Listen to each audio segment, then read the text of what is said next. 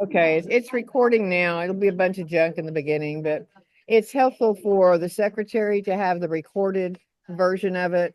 So if she's not sure about what somebody said, she can review the video that is now being recorded. So that's why we record it. And then once I send it off to her, I erase it.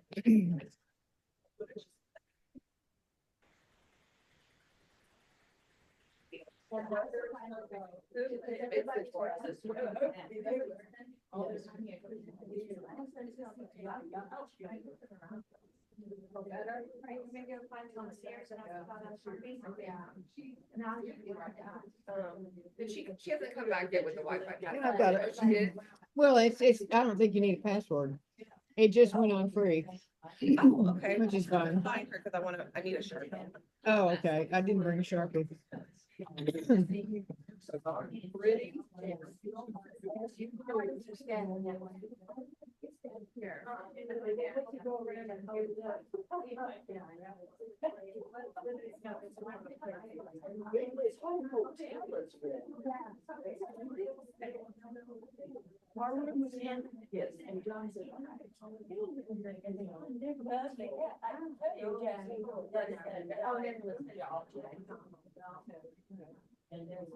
Okay, I need to make sure everybody has a folder with the agenda in it. Oh, yeah, these are, I'm trying to make, like, but they're not. I brought it like.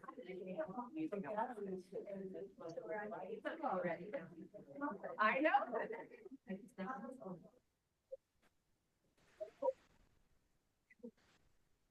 Prices for habits. Somebody in charge of some Dominique, Okay. I think I need to unplug, put this up there by you Okay. so they can, they don't be able to hear what's going on. So let me Okay. unplug it, put it up there, and if I need to plug it in, Yeah, but there's no plug up there. well, if I need to, we'll move it. Oh, okay. So when we start, We could see to that. hold on, we're moving. Okay. Some people thought they were just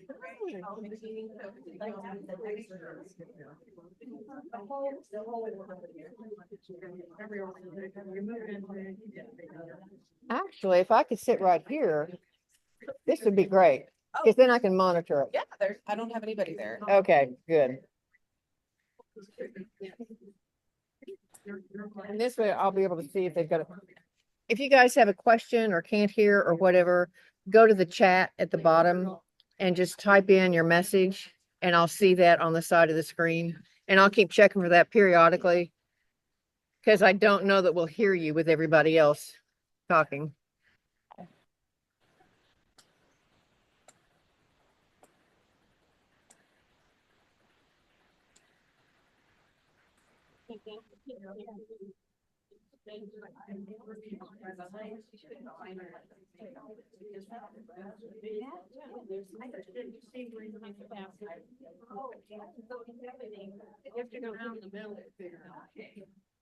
Oh, I see it, it's right there. Right here.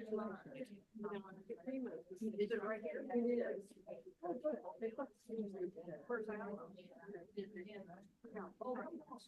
You know, You can move your house. I think they're randomly placed, so.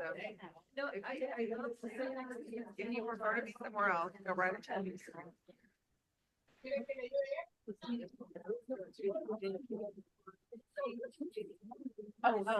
He ran down. Moving around, yeah. I want to be up here so that Patricia and they can hear and see what's going on. There's a couple of different bags. No, I'm gonna be right in the corner. I'm good.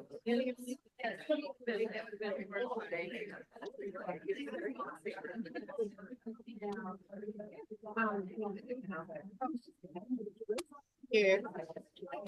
Yeah. I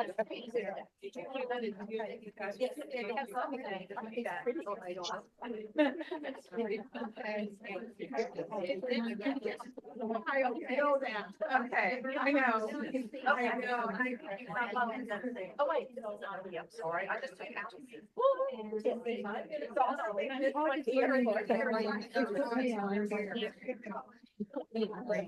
Oh,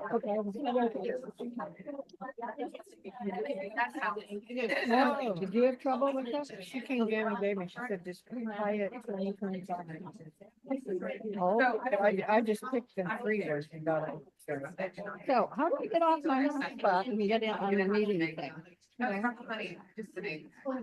never used my before. You don't have a tab. I'm gonna do it in writing, but I need a short. And I've got these things for everyone. She's got. So that took it off of mine. Okay. Meeting at 10:30. And then come on. Okay, So yours is on meeting? I'm calling this meeting to order. Does anybody have a Sharpie on them? Not in the room. No.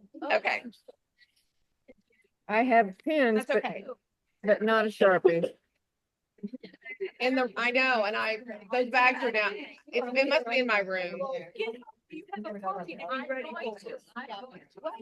just haven't used that well. I'm trying to make it big, like, I'm trying to make the lettering big. That'd be great. Okay, that'd be great. I just want it to be big enough to read. Yeah. Okay. We're showing off today? Oh, okay, I got it. Do you have a report? I mean, I don't even have a. I do not. What's the agenda? Do you have that from yesterday? It looks beautiful. Yeah, let's see. I think we have one.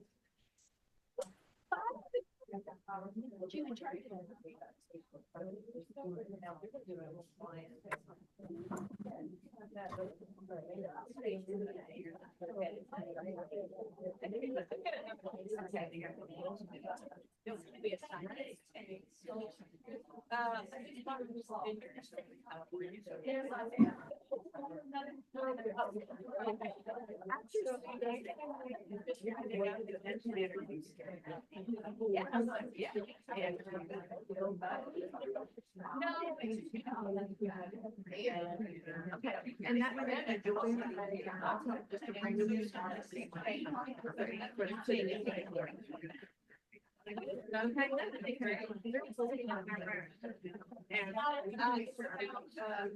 Now I brought a flag.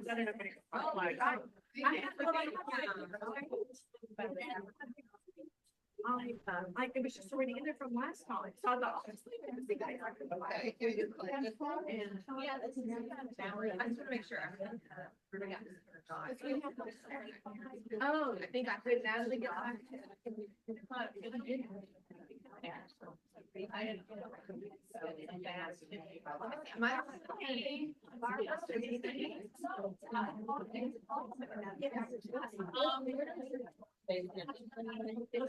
So ready. I'm glad you brought that up.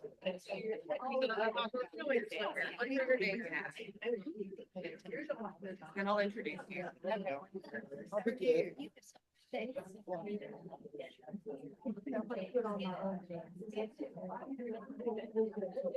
don't you drop that up here? I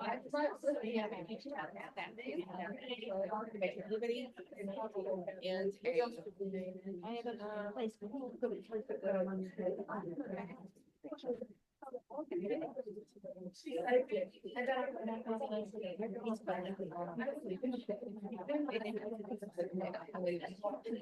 You know what I mean? Morning, Barbara. Good morning, Joanne. How are you? Little early, but. So, the Gary come with you or not? Some things going on. Typically enjoys things. I do think the guys love it once they're here. Well, that. Alan just hates to travel. He's in court this week, so I mean, next trip.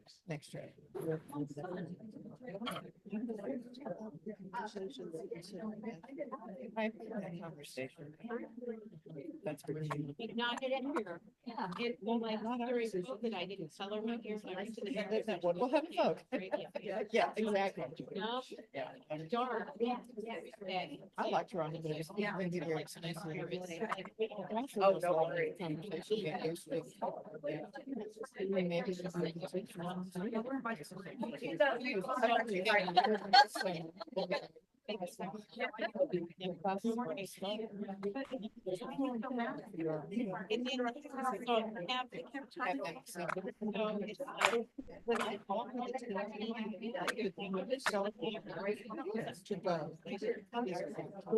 Yeah, we never have all of them. So I don't know, it's all like a conversation. I'm just glad I thought the meeting started. I mean, yeah. Yeah, the year that I was doing it, I said. Which reminds me.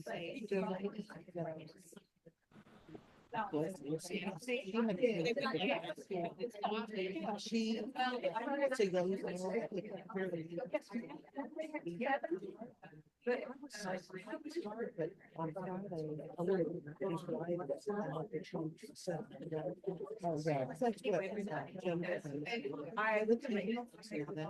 I still have the deed. So I'm gonna, thank you so much. Yeah. Okay. No good. We'll get ours fixed up. You're the only one that had it. I'm so appreciative. You push it, yeah.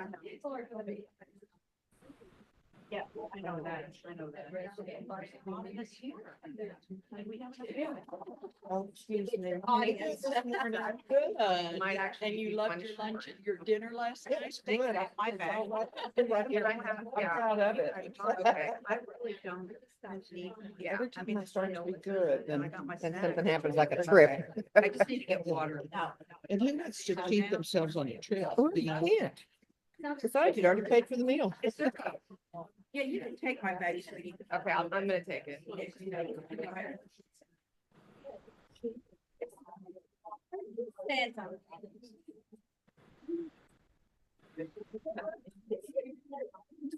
I'll step out of the way here. My daughter had a traffic ticket in a courtroom this morning.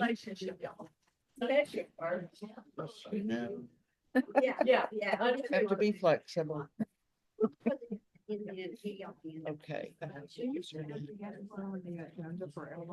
Hi, Katie. I think I really, I think I do, Marion, but let me verify that. Just give me one Just second. the women's Okay. fashion show review. I want to make sure it's still sharing. Like 20 years ago. Well, not 20. That's where this came from, that fashion show.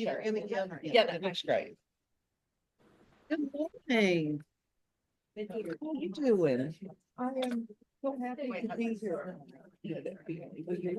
Well, literally, because I almost didn't make it. Started soon. Okay, there you are.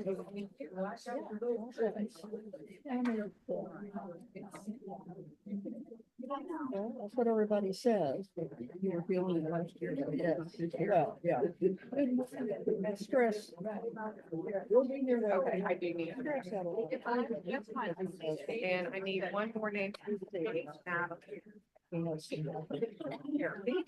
We're getting close, ladies.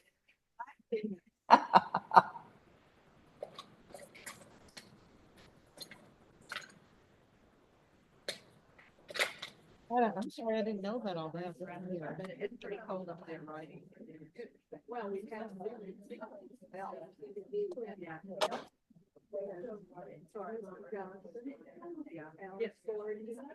All these young girls are either called Kate, Caitlin, Kate. No, Her last spelled name's differently. Kate, this one's Caitlin, yeah. CATY.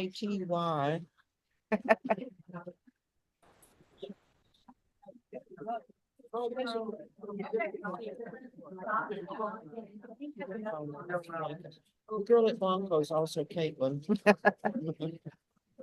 Maybe it's the same girl. You know what? That's correct. Maybe she is an outsourcer. She was telling me, the little girl that checked us out last night, the manager, Dylan. He's from Houston. Oh, really? Oh, wow. Blanco, so. Hey. I'm calling this meeting to order. First of all, I want to make sure, does everybody have a name tag? And does everybody have a bag? A goodie bag? Okay. You did good, thank you. Thank you. Well, no, I did very little. Thank you to Dodie for putting the bag Thank you, together. Jody. Yes, and thank you to my assistant Phil. He's not here, but he helps with a lot of the running around. You did the design on the name tag. Yeah, Jody did the design. So, yeah.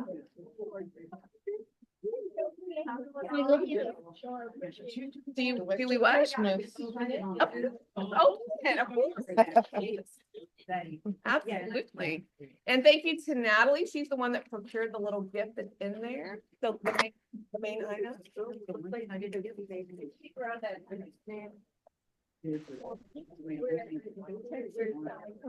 Okay, Natalie is back at the back. For those who don't know, you don't know her. She's the one hosting us tonight.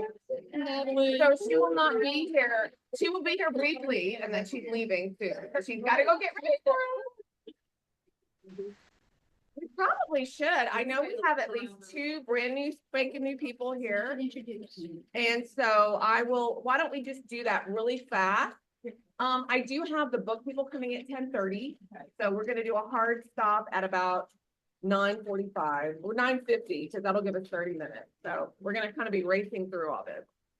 Noelle, why don't you start and we'll just kind of go down and introduction, where are you from, what auxiliary, just for the benefit of our new people. Or do you want to do pledge of allegiance? Oh, yeah, I'm sorry. Let's do the pledge first. We will do that. And actually, Sue, do you want to do the invocation? Why don't you want to do that now? Whatever. It's the intro, the reflection. There. Okay, let's call it that. Okay, Dominic, thank you for asking me to say a few words, and I promise that you say a lot of words. And but I love just being on. This is my favorite organization. Sue, very loud, please, so we can hear. Be loud. Thank you. Kind of that high. Anyway, I've been reading a book, and the book is written. Do y'all know David Brooks? Oh, yeah. Yeah. Anyway, his newest book is How to Know a Person.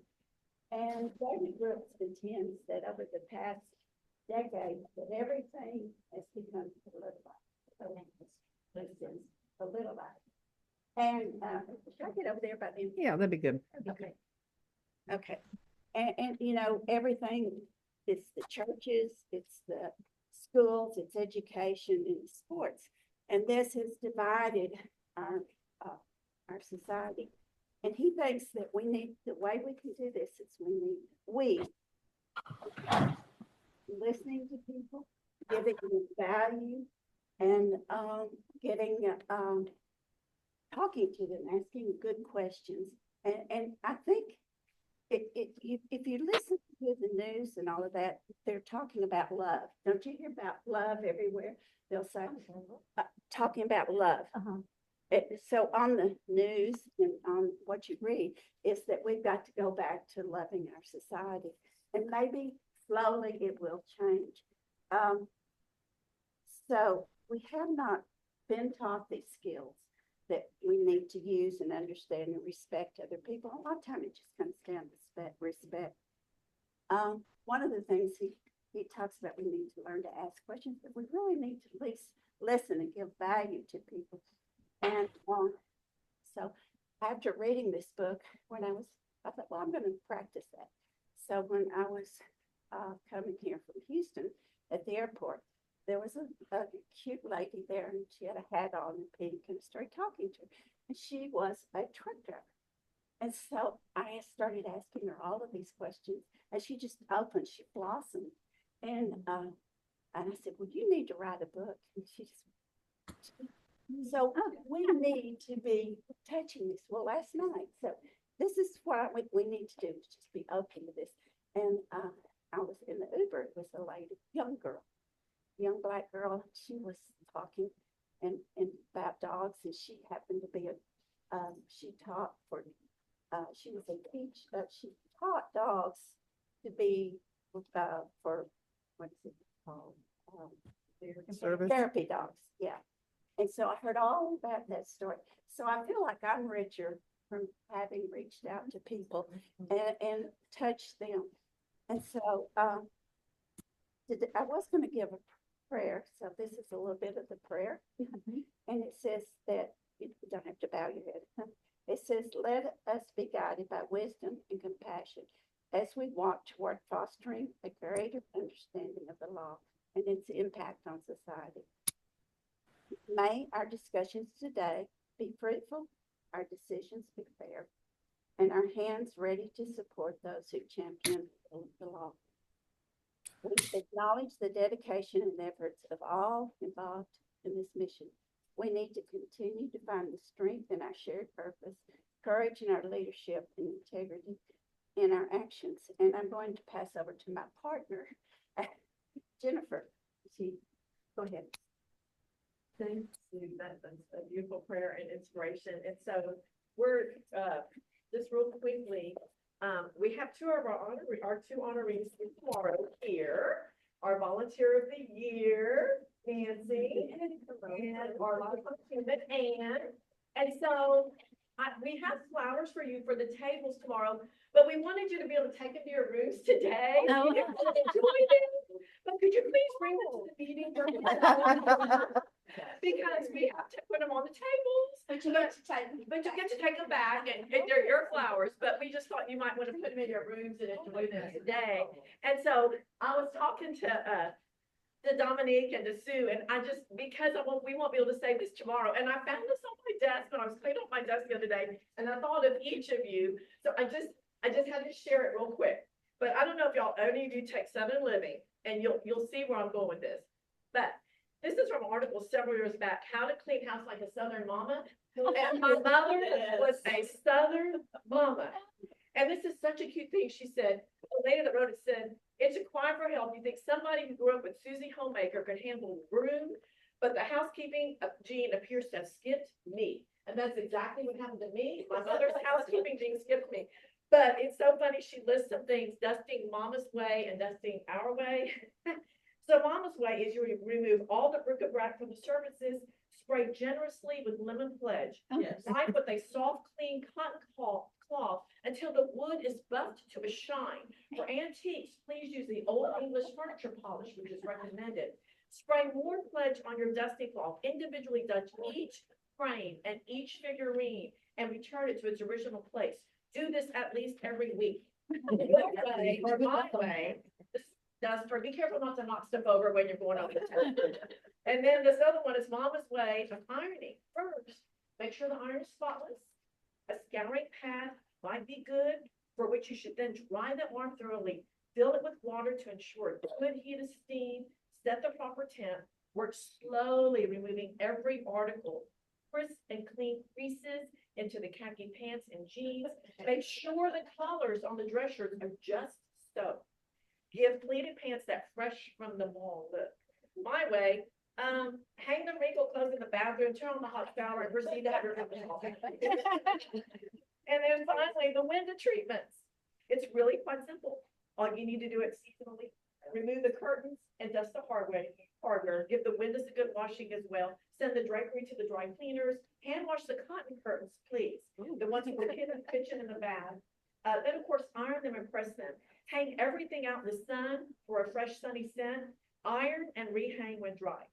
My way, well, they've been perfectly happy up there since '96. But the reason I'm talking about this is because these two ladies that we're honoring do not take shortcuts.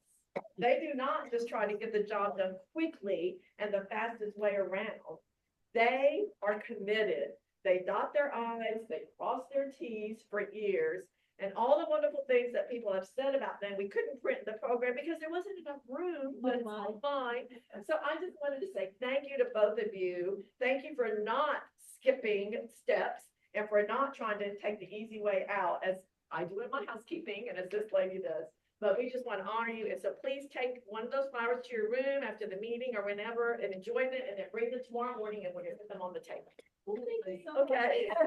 Thank you, Jennifer. And guys, I want you to know Jennifer worked so hard to help me get ready for this meeting. Every other email was from Jennifer. And it was such a refreshing relief to have that support. So, yes, ma'am. Oh, thank you. Okay, let us do the pledge of allegiance now. If everybody could stand. Thank you for bringing the flag. See, Jennifer did that. I pledge allegiance To the flag of the United States of America and to the republic for which it stands, one nation, under God, indivisible, with liberty and justice for all. All right. Now, this is not on the agenda, but I do think it's a good idea to do a quick introduction because we do have two new people here, at least two new that I know of. So let's start with you and we'll just whip around the room really fast. Oh, yes. Who is on Zoom? We've got Patricia Adams and, where did she go? It's Evelyn Albright is in the blank window right there. Yeah. Oh, she just waved. Hi, Evelyn. Hi.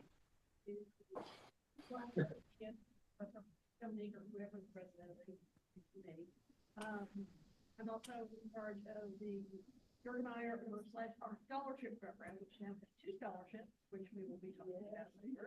And an exciting adventure with the help of Jill this year. We're gonna fine tune this thing. And I think that's all I do.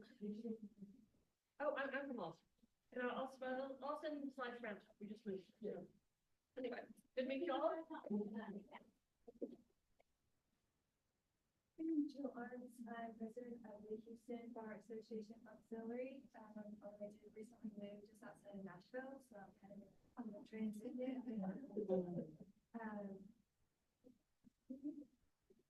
Glad to have you. And I'm Jennifer Banish and I'm on the committee with Sue. We're doing the awards and then the auxiliary support awards and I'm from Dripping Springs.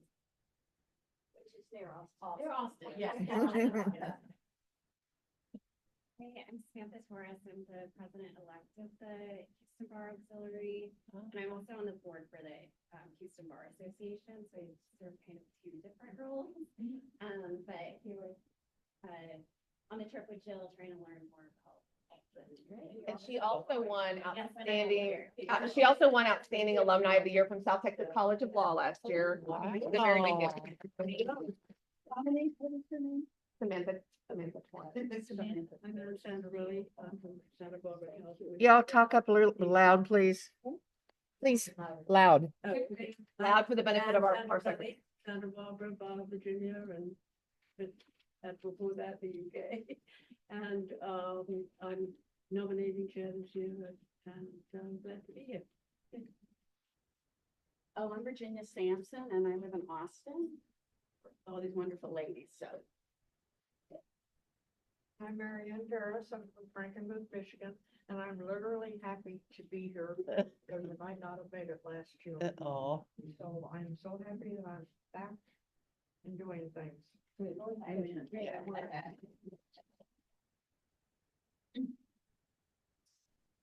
Alice Gordon from Kalamazoo, Michigan, and I have been president of the Kalamazoo Lawyers Alliance. And as part of this board, I'm with the Memorial and Tribute Fund. So reach in your pockets and think of somebody you loved or a celebration you want to celebrate and give us your donation. And it's wonderful to be here, and it's a fabulous, fabulous group of women from all over the United States, and I appreciate it. I'm Nancy Johnson, Kalamazoo, Michigan, and I'm pleased to be here as your designated volunteer of the year. And the director. And, oh yes, and I'm one of your directors. It's my first meeting. Steve Skeldon from Grand Rapids. I'm secretary. I've been everything. Hi, I'm Dodie Maney. I'm San Antonio, Texas, and I'm president and a pastor of the San Antonio Bar Auxiliary. And happy to be here. And I know I'm on executive committee and I'm on CAR. And last year I helped with judging for Teacher of the Year, which was fascinating. So I'm just delighted to be here. And again, just so impressed with all of you. And I just love seeing people from all over the United States. It's great. I'm Dominique Varner. I'm the former past president of the Houston Bar Association Auxiliary. I did it for 2 years. We did a COVID year and then we did a redo year.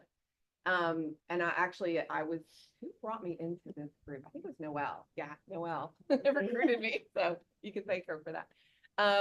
Glad to see such a huge turnout. We're thrilled to have everybody here. It's fine. This is a fun city. It's so nice to be here. We've really enjoyed the last couple of days. So we've got a real treat for you today and tomorrow. I hope everybody enjoys it. Barbara Smallwood from Oklahoma. I do the roster. I set up the Zoom and I'm on the CAR committee. And I'm going to ask Patricia to introduce herself. Okay, Patricia Adams with the Austin Lawyers Auxiliary, and I'm a director at large and on the CAR committee. Glad to be here. Evelyn, are you there? Evelyn Albright from the National Capital Lawyers Auxiliary and the awards auxiliary support program. Thank you both for joining today. Oh, that's so close. So I'm Joette Rieger and from Austin, Houston. I'm so glad to see everybody and the new faces. It's very exciting. I think we'll have a good time. And I'm working on the activities as we go to our different meetings. And I will just summarize by saying it makes me really appreciate what Janet Bullinger did and Lucy Harrison for so many years. It is a lot of little steps, but Yeah, a fun result, Joette hopefully. plans all the dinners. She talks to the restaurant. She talks to the hotel. She It's- makes sure we're all, the RSVPs So are it's a all in. learning curve. Yeah, So it's- anyway, it's- input is always welcome. So Hi, I'm Kitty O'Reilly from Washington DC and Delaware. And I'm happy to be here, and I've been a member of ALA for many years. I think this year I've been on the Long Range Planning Committee and CAR Committee and several committees, but I enjoy all of them and I enjoy seeing everybody here. So I'm happy to be here in Phoenix. I never thought I was here. Thank you. I'm Sharon Cavalier, and I'm from Columbus, Ohio. And I'm currently president of my local auxiliary for the 4th time. And I've been in ALA for quite a while. I'm treasurer, and I have been for about 15 years, so don't get me angry. And I live part-time in Georgetown, Texas. Columbus, Ohio. Hi, I'm Janet Bullinger, Washington, DC, and I was trying to look and see when I became a member, meeting as president. That was a while back. We'll find out this year. I can't Happy remember. to be here, past president and did the events, and this is a wonderful group. I'm glad to see everybody here. Great turnout. I'm Sue Bennett, and I'm from Houston. I've been in it for a long time.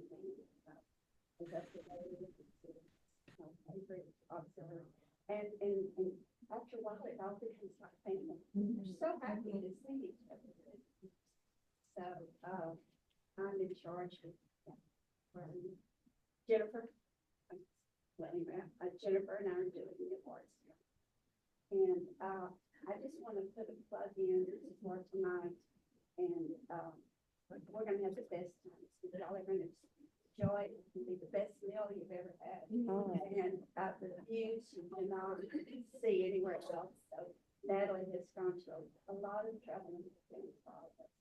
To us, that's a gift. Thank you for that gift, Natalie. And also she put me up, so. Say that. I'm Jackie Rothermel.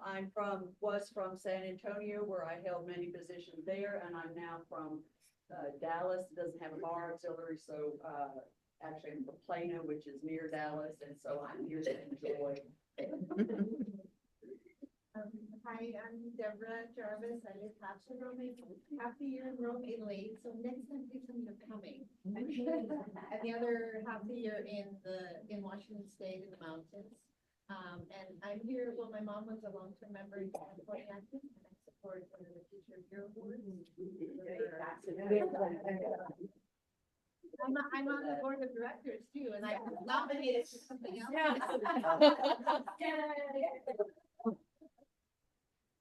Hi, I'm Jan Lamoureux from the Dallas, Texas area.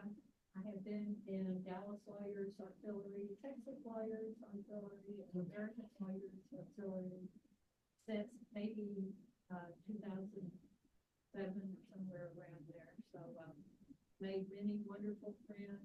I love to come to take pictures. I was a teacher for 35 years, so as soon as I finished teaching school, some member of the Texas Lawyers, Dallas Lawyers Auxiliary, I don't remember who it was, asked my husband if I would be interested. And so I came and met Jeannie Stilton, a lot of you that just love seeing you, love being here, love taking your pictures. Good friends, good things. Yeah, I'm gonna make my announcement first. I'm Natalie Aaron, and I know most of you. Anyway, I have been at Beverly Hills. I was president of Beverly Hills well, I wasn't president. I joined Beverly Hills in 1973. So I went on to become president of Beverly Hills, California, Arizona, national here. And I don't know where I'm going next, but I welcome you to Phoenix. I'm so excited that you're all here. And any problems that you have with any food, it's all gluten-free. No, I'm gluten-free, most of you know that. So my whole house is gluten-free. And I don't think you'll notice a difference with all the food, because I made it by hand and nothing else brought in. So anyway, I want to tell you, first of all, there is a code to get into the gate. And that code you should write down, because if you're in a van and people have forgotten that, you're not going to get through the gate. And it's pound 8836. And you will go up 3 streets and turn left on 110th Street. There's 110th place, there's 110th way, but there is 110th Street. So turn left and it's next to the last house on the left. It's a cul-de-sac, they're all cul-de-sac. But I'm really excited, and my sister's in town, Mona, and she's there right now helping. She should be. As I will be in about an hour. And Sue's helped me, and just looking forward to all of you coming. So if you have any problems, call me on my phone. I think you have my phone, but I'll give it to you anyway. 480-544-2123. And so if you have any problems, do that, okay? And I'm looking forward to everybody. Thanks for everybody. So don't worry.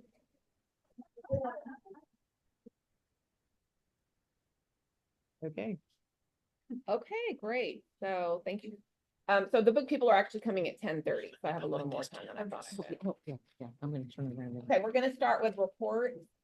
I'm as the president, I don't have much of a report. My last few months have just kind of been spent getting ready for this meeting, and then as soon as this meeting is over, we'll be getting ready for next meeting, which will be in August. We usually follow the ABA, and their meeting is going to be in Toronto in I think it's the second week of August. So there's been some chatter about maybe not going to Toronto, but because we don't necessarily have to follow them. But we'll be talking about this a little bit later. So really that's kind of just my thing, is getting ready for the meeting. Dodie is my president-elect, and she's just kind of observing and helping me. So she doesn't have a report either. Her report is also just helping. My report is just, let's have some fun. Yeah, that's what I like. Okay. Sue Patterson is our first vice president. She is not here. And Angie, when do we want to do? We're going to actually have a replacement vice president sworn in. So I have her letter. oh, you do? She had to submit to me her resignation letter. Let me bring that.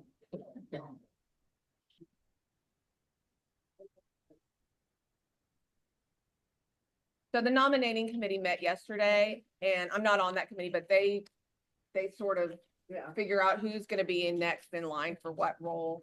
She wrote, "Dear ALA board members, please accept my resignation for the position of ALA first vice president effective immediately. My pleasure to serve, it is my pleasure to serve this outstanding organization." I think we should explain that she took the job, she's been a president. And she's been a president and I'm sorry. Sue Patterson. And she took the position as a holding person. And then we have a wonderful volunteer for first vice president. But by the bylaws, she has to resign. It's just a technicality. Right. So to kind of create the line of succession, we would need to sub in our next upcoming, an incoming first vice president who eventually will become our president. So should we do that now, or why don't we do that now? Do that, So Virginia. that person is Virginia, who has agreed to, no. Get the code down, 'cause I didn't have a pen. I have it. Oh, and by the way, real quick on that, on the code thing, most of us are riding in vans that we're driving. So that is really only if you're driving yourself to Natalie's tonight, because everybody else will be riding in the van. So we'll, yes, I'll make sure my husband and my other driver, my valet. Okay. So why don't we do the swearing in? Did somebody have an oath? Okay, that's fine. I'll wing it. Okay. So, Virginia, why don't you stand up? Okay. You have to come up to the front, Virginia. Yeah, why don't you? Didn't know we were doing all this. Yeah, it's very, for a moment. We're very formal.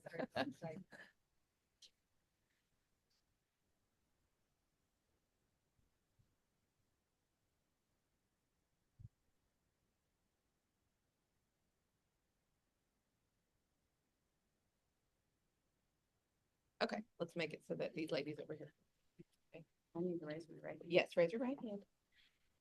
I, Virginia Sampson, I, Virginia Sampson, solemnly swear solemnly swear that I will faithfully execute that I will faithfully execute the office of first vice president the office of first vice president of the ALA of the ALA for the remaining of the term 2024, 2025, for the remaining term 2024, 2025, to the best of my ability. to the best of my ability. So help me God. So help me God. Very nice.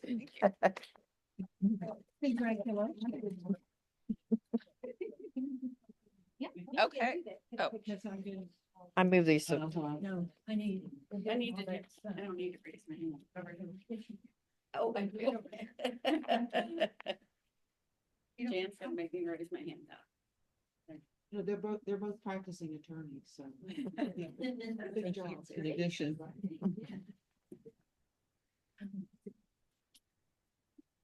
Okay, so that means that Virginia's gonna be our president, not next year, but the year after.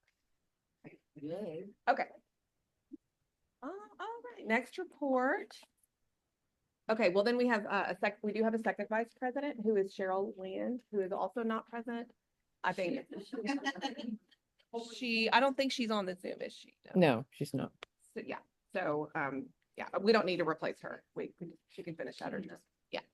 Okay, treasurer's report. This is the substantive report that we're gonna have.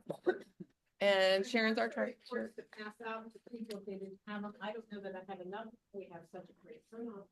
But, the treasurer's report at this time is very sparse. There's not had voted. We did take money. Most of our money comes in during the first couple of months in the year. But most of our money doesn't go out until after this meeting. So the report, the first page is the balance sheet, which is printed landscape way, I don't know why. Oh, You have it. The second report is the budget, and the expenses, the income and the expenses. And, like I said, most of our income comes in during the first part of the year, but all of our expenses come out at the last part of the year. The only expense I've paid so far this year is for the roster books.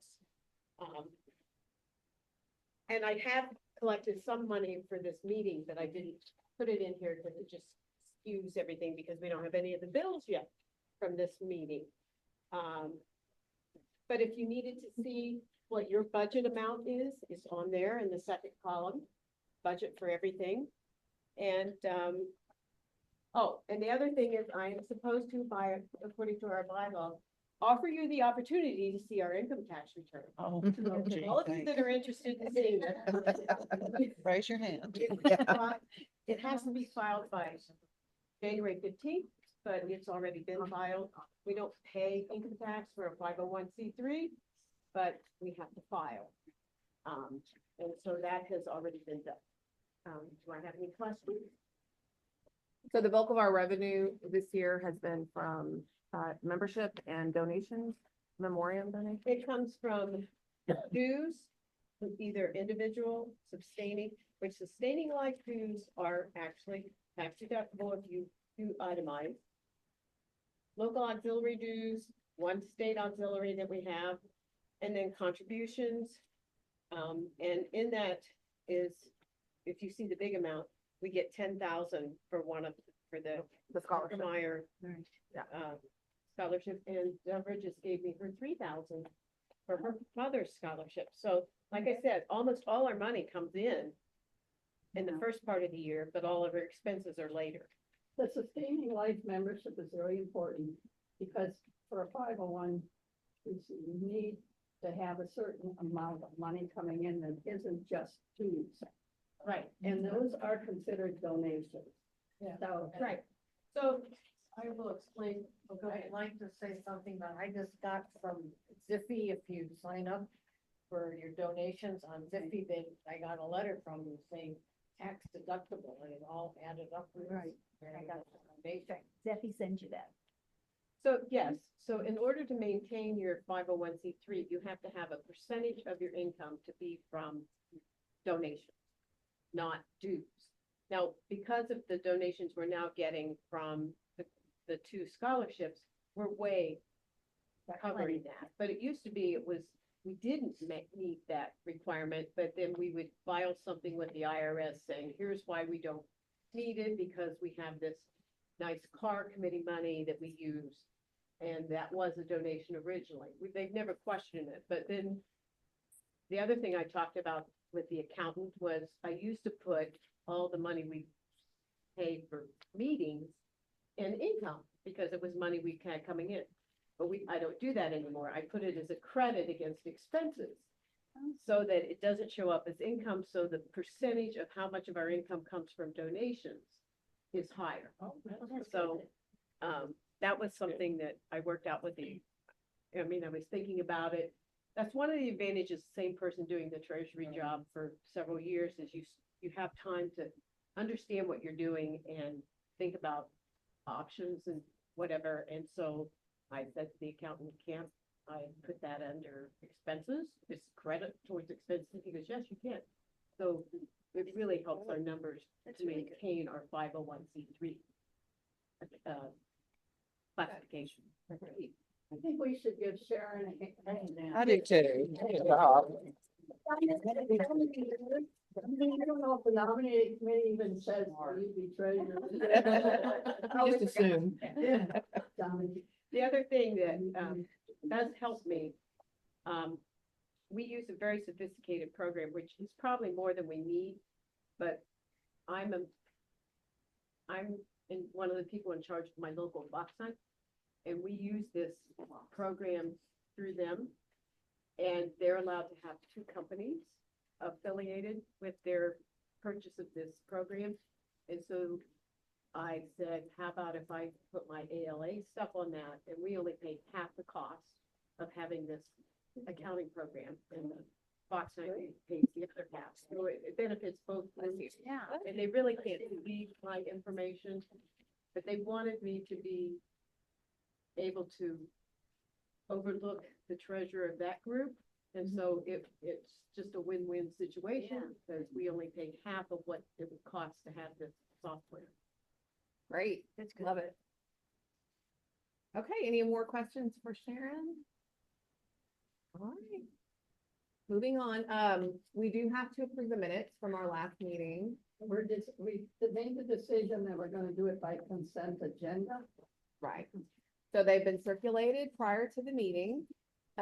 Hopefully everybody had a chance to read. You should have gotten the annual meeting minutes, which were the once a year meeting minutes that we do for the annual meeting, which was in August and will happen again in Actually, I August. didn't send those out. Oh, you didn't? Because we don't vote on We it. don't vote Oh, on this okay. time. The annual Okay. meeting, So what, yeah. it was just the regular It was meeting? the voting then? meeting. Right, okay, just the regular board meeting. So does anybody, so assuming no changes or revisions, which I did not receive any, we are going to, approve the meet, yeah, approve it without need for a vote. So that's what consent means. Okay. So the meeting minutes are approved from Yay, that's right. from the last meeting, or the last, August. Next, what is it? Reporting Oh, secretary. gee, do you have anything else to report as a secretary? No. All right, and then Janet is our past president. Any comments or? Well, the only thing I said in my report, which, I wrote the other day, was that I want to thank everybody who helped me during the time, because I learned that everybody is here to help you, and I think Dominique's gonna find the same thing as you said about Jennifer helped you out. A lot of people helped me out, because I had been doing the events, I never really paid that much attention to the president. I thought, I'll do this and then I'll retire. And that didn't happen, but it was a wonderful experience, and I hope that you have the same experience and the wonderful organization. I did check, I came in 2005 when he was president, and she said, "You'll be a board member, what do I have to do?" Nothing. Yeah. I exaggerated. But it's been a wonderful experience, so thank you. Oh, yes. Well, thank you. Thanks for all your years of service. All right, well, since the books are arriving at 10:30, so we can go ahead and skip over. We'll go ahead and start on what we have scheduled for 11 o'clock, the committee report. Yes, ma'am. Could I forgot to tell about Lucy. Oh, Harrison. please. Oh, yeah. Okay. She was planning to come, as most of you probably know, she had a stroke earlier, well, I guess last year. And she really was planning to come here. But she was put in the hospital the week, like last week, and got out, and she said, I just don't think I should be away from my doctor. And she has heart issues. But talking to her, it's Lucy, sounded so brave, and she's certainly here in spirit. And, call her sometime. Well, thanks for the update. And Oh. yeah, because I knew when I spoke with her, she was coming, and then I heard she wasn't, but I Yeah. wasn't sure what it Right. was. She lives in Montpelier. She moved from a big house to a place where she and Guy had lived, and Guy told her that when he passed, which was last year, that's where she should move. And I'm sure it'll be beautiful. So it's not in an extended care or in a retirement I think community? it's not assisted living. Assisted but, living. Community. So- Retirement, yeah. Okay. So Sue, is the address we have in the directory not accurate then? No, it's not. But Do you have an I'll address? call her. I'll call her. and You have an see. address? That Yeah. you might be able The to. phone number's still the same. Okay. But if we want to send her a card or something. Yeah. Yeah. Sure, that tomorrow, that would be great. Yeah. Do you know if her email's still the same? Yeah. Anyway, she really wanted to be here. Thank you.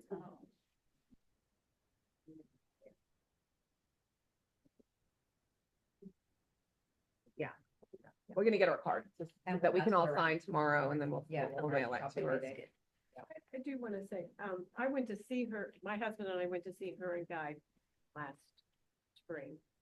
And they were in the assisted living, or I don't know. Independent living She's an independent. at that time.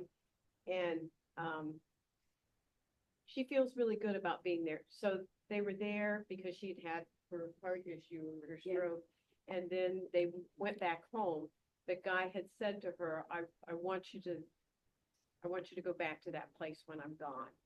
And so she feels really comfortable about being there because it's what Guy wanted her to do. Yeah. And she has friends that live there and she's moving into a 2-bedroom apartment. Right. on the- Right now. Right like now, this order. yeah, right now. And, I mean, she's always so positive, but yes, I'm sure she would love to hear from everybody, but she feels like she's doing the right thing where she's moving to because she and Guy lived there for a short while. It is a nice community. Like I said, we went and stopped to see them. And, she feels like she's doing what Guy wanted her to do. And those of you that knew Lucy and Guy, they were very close. And Yes, they were. And for those of you all who are new members, we spend a little extra time talking about Lucy and Guy. Guy was the state bar president. Lucy, gorgeous, probably still is. She wears designer clothes. She goes to Dallas. She's just a fashion plate. So we were all kind of shocked that all these things happened within the last year or two. And she's a very integral part of our ALA group. Yeah, Guy was on our He was park on the committee board, for yeah. years. Yes. yeah. I haven't actually met Lucy. It's gorgeous. I think she kind of stopped coming right before I joined, so anyway, hopefully next. Hopefully she will make it. Very sweet. I have a funny story that makes me appreciate. Which meeting this was? It was in New Orleans. And, she was telling me she was trying to arrange, Noelle, loud. I forget exactly Thank what you. meeting it was. but She was talking about setting something up. And Lucy came on here and she talks like this, and she has the most wonderful. She text back then. And she said, Noelle, I want to tell you something. I signed up for something and they asked me what my title was. Or what my pronoun was. Oh. It was Her Majesty. Oh, That's cute. Yes, okay. That sounds like that. Oh, well, let's hope she can be at the next meeting. I can't wait to meet her. Okay, okay, well, I guess we'll just kind of keep an eye. Tell me if you see them arrive and we'll stop. Oh, and by the way, did everybody put a book out if you brought a book? Okay, and then I assume that some are being made online. Yes. Yeah, I sent mine online. I'll tell them that, you know, that they can expect more. So we're expecting 3 people from an organization called Need to Read. Natalie recommended them. They're here in local in Phoenix. And they're gonna send 3 people. They're very excited about coming and they're thrilled that we contacted them out of the blue. So. 3 of the books are signed by the author, my daughter. Oh, Library thing. And she had them not signed specifically for them, but just. That's lovely. well, they're gonna tell us about their organization and explain what they do. And they're just really excited. They were so thrilled that we reached out to them. And they're gonna take the books when they do. How do we make an online donation? So if you go to their website, there's an Amazon wish list. You just click onto that. Can I say something about that? I did go onto their website and we have Amazon account. And they kept saying, we're gonna send this to Delaware, where our account is. Uh-huh. And I'm going, no, you don't want it, I don't want it to Delaware, but I did not have an address to put in. So if you give me an address, I'd be happy. to Well, if you donate. go to the wish list, they have an address tied to it. Cause I sent it. But it worked. I don't know why. Yeah. Kept trying to change it, but then it came up all these other people we sent No. books to, which were not. Janet says it's on. For mine, when I did it, I ordered it, I went on that website and just followed through and it automatically went there. Yeah, well, that's happened before, but this time it just kept coming back to me. And I'm like, no, I don't want Because that. before they used to always go to Lucy. Right. She, right. Yeah. So anyway, And if okay, they- well, I could get it, well, I'll try to. find Okay, well, Not to hopefully, worry. maybe you can talk to them about it. They can help you I with can that. make a big deal, it just, Yeah. I don't know if anybody else had any. A picture of that table with Doris. Oh, Oh, do take a picture with them there. okay. With the good people idea. there. Yes, okay, we need to do that to Sam and Joan, remind me. Or wish Jan should. Oh, okay. great. Okay, and then she can, she'll transfer it. Yeah. Dan, you can send it, email it to Alice. Okay, you want somebody in the picture? Well, maybe when they come. Yeah, let's go ahead and take one now. Just of the book. They go directly to their organization. Well, two will tell them. 'cause- Yeah, we'll let them know.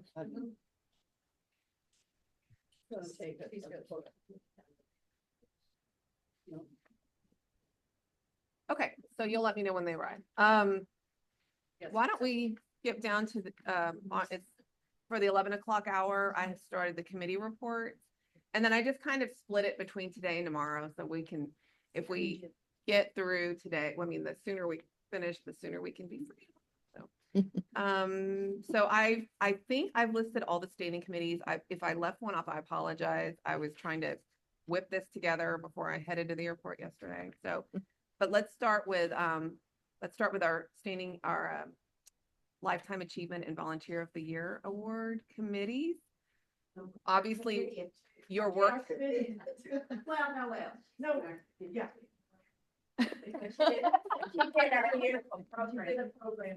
Oh, yeah. So we're gonna have a lovely, lovely brunch, breakfast tomorrow where these awards are being given.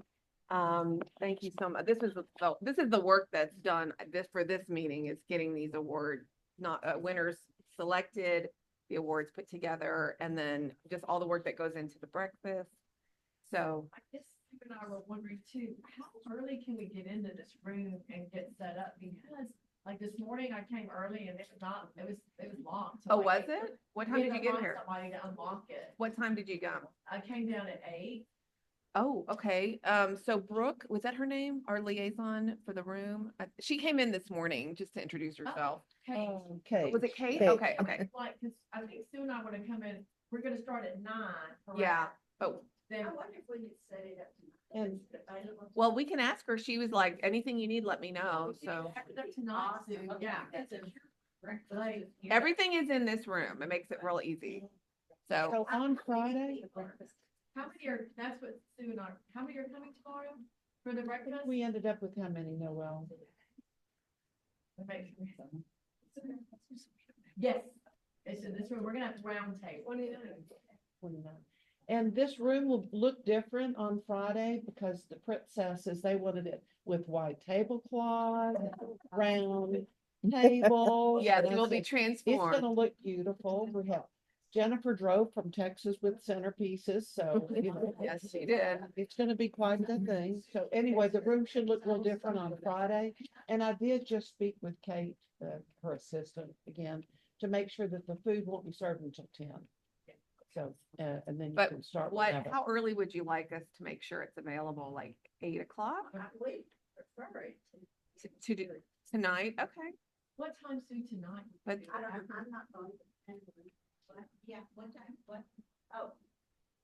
I'm gonna be with y'all all day. Yeah. Yeah, so I've got time. You could be here. Okay. I'm going to check with Kate, but originally the hotel has a policy that they don't lock the door. They really want us to take our things every night unless you don't worry about that they'll be gone. well, if I mean, I'll help you in the morning. If we start at 8, what, for 9, do you think we need more tthan an hour to get ready? 29 people signed up. Okay. So you want me to let her know that they need it by 8? I would say, yeah. I wouldn't worry about trying to do it tonight. Yeah, I wouldn't either. Oh, party. Yeah. Like, at 8? That's Patricia. She's definitely. Evelyn, although I haven't seen her actual face. She's got her screen pointed Yeah, up. she's kind of, I think I saw the top of her head. The third one. I'm gonna give Oh, you the third one's phone us. number of the It's woman who's us. putting us on for the There's room, only in two. case there's any disaster. And See, I'll that's, text you, that's but us. Okay, her name is Kate. No, well, this is the girl who really does the room, Kate's assistant. Okay. It's Let me get my footprint holder. All right. 623 Okay. 680 Okay. 0918. And her name is Brenna. Brenna, Brenna? that's right. I'm thinking Brooke. 680 0918. And then do you also have Kate's number or is that, Kate, this is really the girl who, this is the girl? I Okay. just met her, so she would be the best. And I'll let her know 8 o'clock then. But if it be open no later than 8, I mean, they Okay. can open it. But yeah, they were long, also it seemed like they were long, till pretty late. So what time? 7:30. 7:30 is great. Okay. What time did they finally open them? Do you, cause We found. Yeah, Deborah found some. Oh. Oh, okay, okay, When he opened it for us. okay.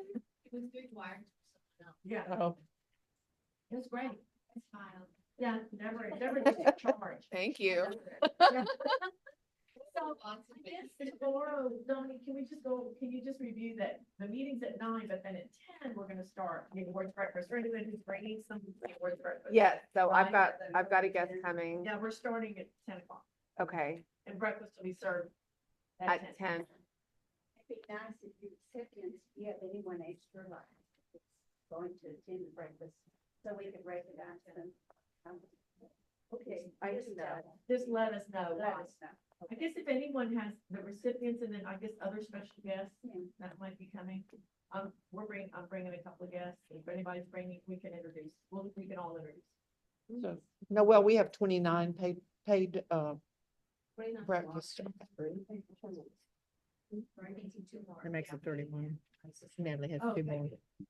She's gonna pay for 2 more, they just said. Right. They didn't know. So you got that, Joanne? You're gonna let them know? 31. 31 people? Okay, because we had originally only had like 28, so that's great.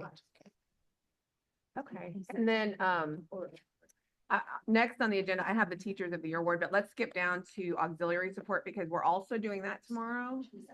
Which are we doing first? Are we gonna do We're gonna honor our honorees first. and then Okay. the auxiliary will come a little bit Okay. later. Yeah, and, yeah. So the auxiliary awards, that's actually something we probably should talk about a little bit. We had a really healthy showing of submissions for the auxiliary awards.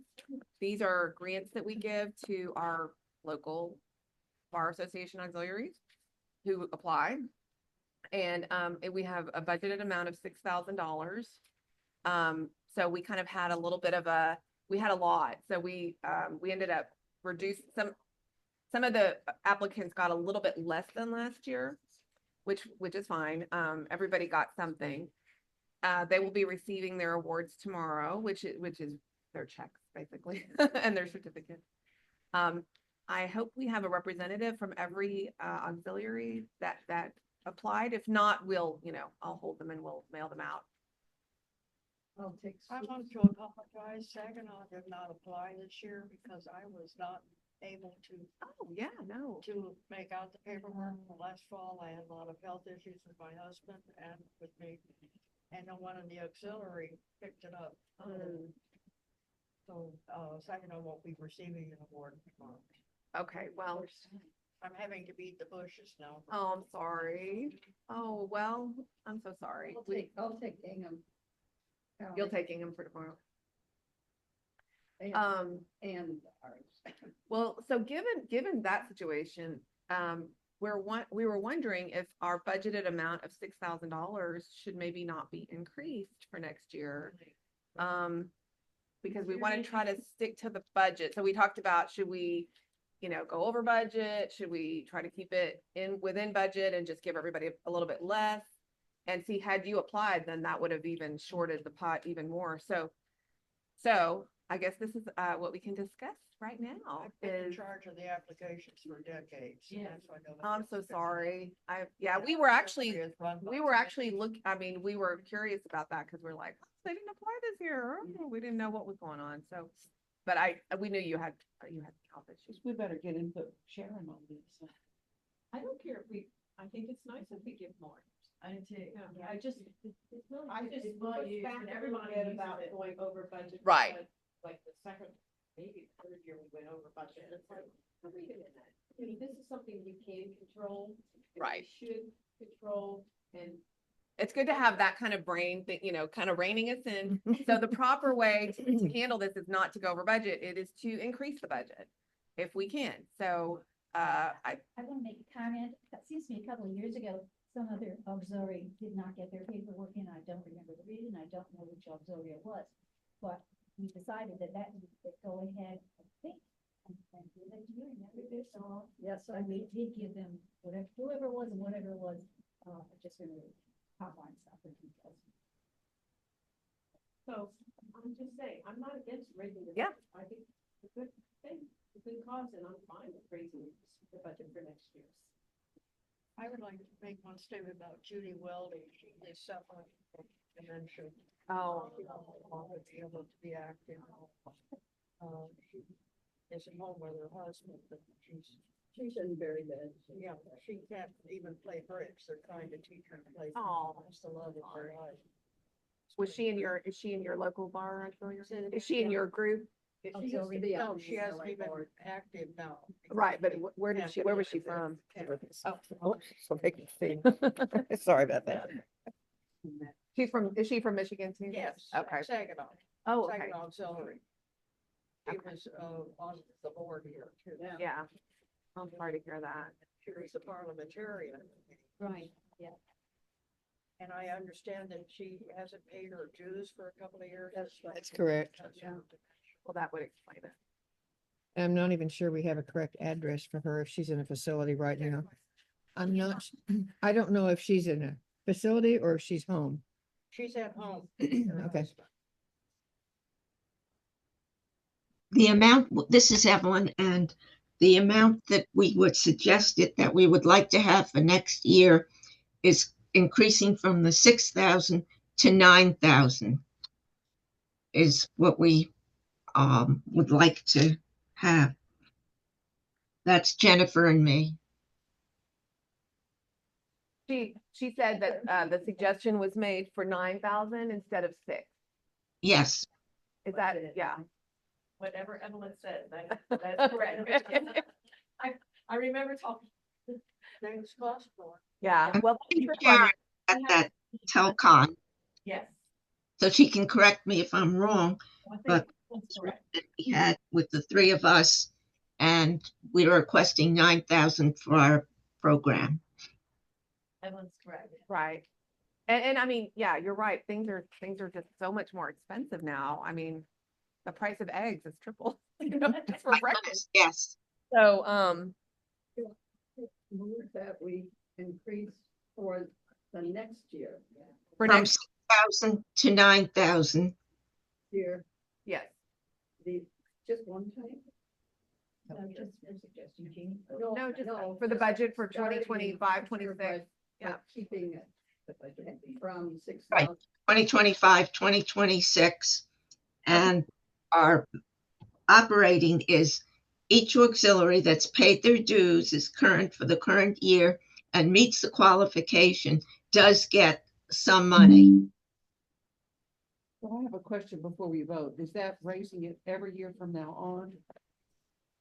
Or just for the 1 year? I think, well, it would be for next year's budget, but next year we'll be approving a different budget, right? So we can change it at any point. My idea is to keep it at 9, Yeah. but If think we you need to decide vote we don't every have any year. money, then. You want to make the motion that way? So you make the motion and then, Like a motion to increase the program for the ALA Auxiliary Support Program for 2025, 2026 to $9,000. okay, we have a motion and Jenny, do you want to she does second? it just for that. Yes. So yours is for ongoing, hers is just one time. Is that what you're saying? You can combine. Okay. Well, it has to be approved every year, so Right. We'll just say for next year. yeah, for 2025, 2026. Okay, motion made. Do I have a second? Second. Jennifer, second. Any discussion, further discussion about this? Is that, I mean, everybody okay with that?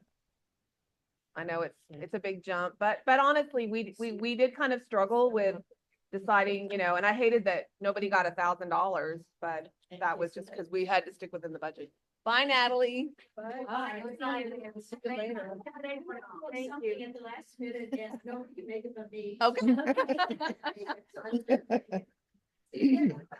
Well, I had figured out and made a little chart. The cost that came from auxiliary funds last year was $2,000. I'm sorry, repeat that. Oh, it was 10, excuse me.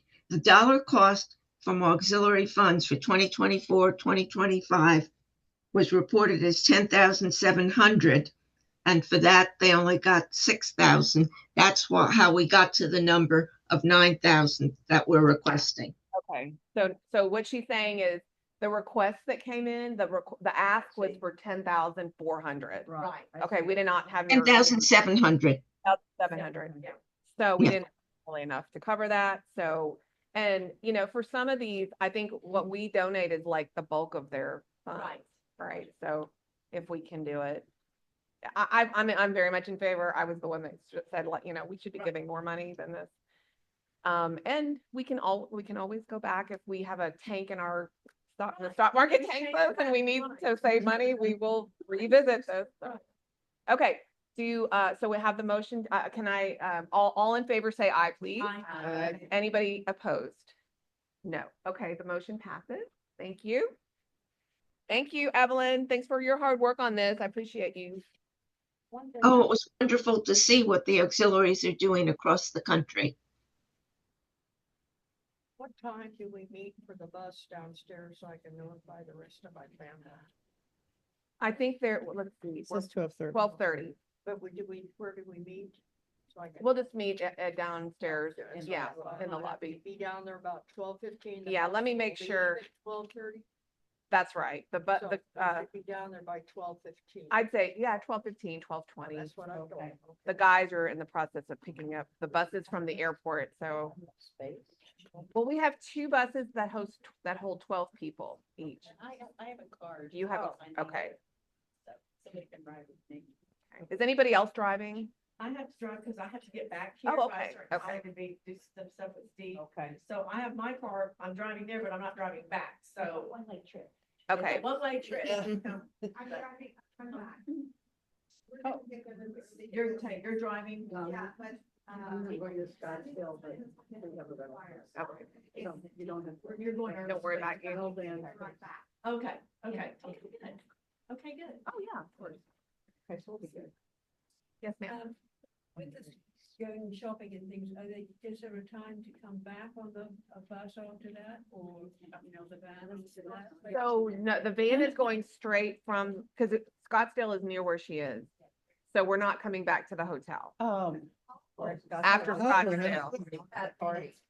So this is open, these are our ALA vans. We paid for them with everyone's $25. So they're not really at our beck and call like individually, but I know some people want to go to Taliesin and come back to the hotel. Most people are going to go to Taliesin and go straight to the party. I'm going to give you a, Taliesin was tomorrow. I mean, Scottsdale shopping. Sorry. But I'm going to give you the number of Philip, who's going to be driving one of the vans. And you can call him. I understand that Scottsdale and here are not very far apart. So we don't want to drive him crazy with going back and forth. Oh, they are. Yeah, 45. it's pretty That's Yeah. That's longer than a normal Uber drive too. So Yeah. the vans can come in handy. So Philip Marquez is 480-452-4776. In the event that you don't want to go to, if you need to come back to the hotel after Scottsdale. So where will we meet him in Scottsdale to get to? That I've never been to Scottsdale. We'll probably have to decide that on the way there. Yeah. Or in front of the restaurant. I just don't know the logistics of that area. I've never even been to Arizona. But Okay, meet where we're dropping. and for today, we're meeting him, both vans. I think it's Dominique's husband. Yeah, well, my husband Roy's driving the other one, so In the very front of the hotel. Does that Yeah. make- 12:15. I'm texting them right now. They are supposedly at the airport getting the buses, so let me make sure that there's no snafus with that. What was this phone number again? 480-452-4776. Six. And Joe, where are we eating lunch today? Because I'm gonna be driving. Yeah, I'm driving. We're eating at time of Olive and Ivy. Olive and Ivy. Ivy. Okay. Now, why do we have 2 different times? Are we? Okay. What I'm learning is when we go as a large group to a restaurant like Blanco, if you go over a certain number, they want to put you in a separate room. It's a contract. It's $1,000 extra. They tie you to an alcohol minimum. Janet knows about all that. And it's a very big process. But if we've learned to make 2 open table reservations like you would. Okay. So what we did is Philip made a 12 top reservation. I made a 12 top, and I think if we need any more than that, Dominique's husband is going to do an open table, but that avoided the whole thing. But they couldn't accommodate everybody at the same time, but it's okay, because Makes it's 30 sense. minutes Yeah. apart. It's gotten worse since COVID. It's If you've very ever made expensive. reservations, it's like a wedding thing. Yeah. If you get that. And they you tie you get to the that- contract, and it's Yeah. shocking how the Yeah. fees go Oh, up. it's terrible. When you really look at what they charge for service and their minimums, like we ended up with $140 that we did not spend last night. And, we took it in wine because we're taking it to the party. But it's amazing, how the things change when you do a real contract. So trying to avoid those. That's why it's weird, I know, to have 2 open tables, but that saves us a lot of money, and it's hopefully will work. That's Yeah. great, Yeah. information to have. Thanks, Joanne. Learning process. Thank you. And it was an excellent. What? Oh, last night That was so good. good. Yeah. My first enchilada. The northerners down here, How funny. Everybody's next is So going, funny. "What?" And I have to tell you that the night before, that Rosso Italian Oh, restaurant, yes. Oh, it was delicious, and we were so excited. Because I noticed they had some things on the menu that were like from way north, like where my family's from. And I asked the guy, I'm like, I could tell he had an Italian accent. So I said, are you? Oh, He said, yeah. So I started speaking to him in Italian. And Oh I my said, where are God. you from? And he said, not exactly from Bolzano, because Bolzano was mentioned on the menu, which is that's the capital of the province where my family is from, which is near Austria. It's like not a region that Americans even know about. And I'm like, Bolzano? He goes, yeah. He said, Bolzano, I'm from right outside Bolzano. And he had all these like strudel on the things that are not a typical Italian, but they are from that region. So it was Fun. yeah. It was so exciting though to see that, because you never see Italian restaurants that have northern cuisine. It's usually, southern Sicily. So anyway, it was really good. Well, Good Philip, selection. who works with Dominique, has been instrumental. Yes. too. Having never even been to the state before, he did a lot of reconnaissance work too Yeah. on these different. So restaurants. Philip, just so you know, he works for me. He is he's my marketing guy at my law firm. He's the guy that was at the table. last Yes, night. yeah, He's yeah. Phenomenal. Yeah. So what he does. Huh? Yes. Oh, good. Okay. Hello. Hi there. Welcome. I'm Jessica from Hidden Oh, very nice to meet you. I'm Dominique Warner. Are they? Oh, it's okay, you're early. So, I'm gonna wrap things up here. Okay. Why don't you just take a seat, and we'll wait a minute, and then when absolutely, when you're all are ready, come get me, and we'll just do a quick. Okay, so she's waiting on the other two. okay. I just thought we were ready. I'm putting you back. Code for Taliesin for tomorrow. I'm super, super excited to see this. I love Frank Lloyd Wright architecture and all that kind of thing. And one person, Noelle, because of a flight thing, she is not going, but we've already paid for her spot. So if somebody wants to buy that spot, you sure can. But I've paid for, I think, 28, and they cap out at 30. They don't normally do private tours, but I contacted them a long time ago.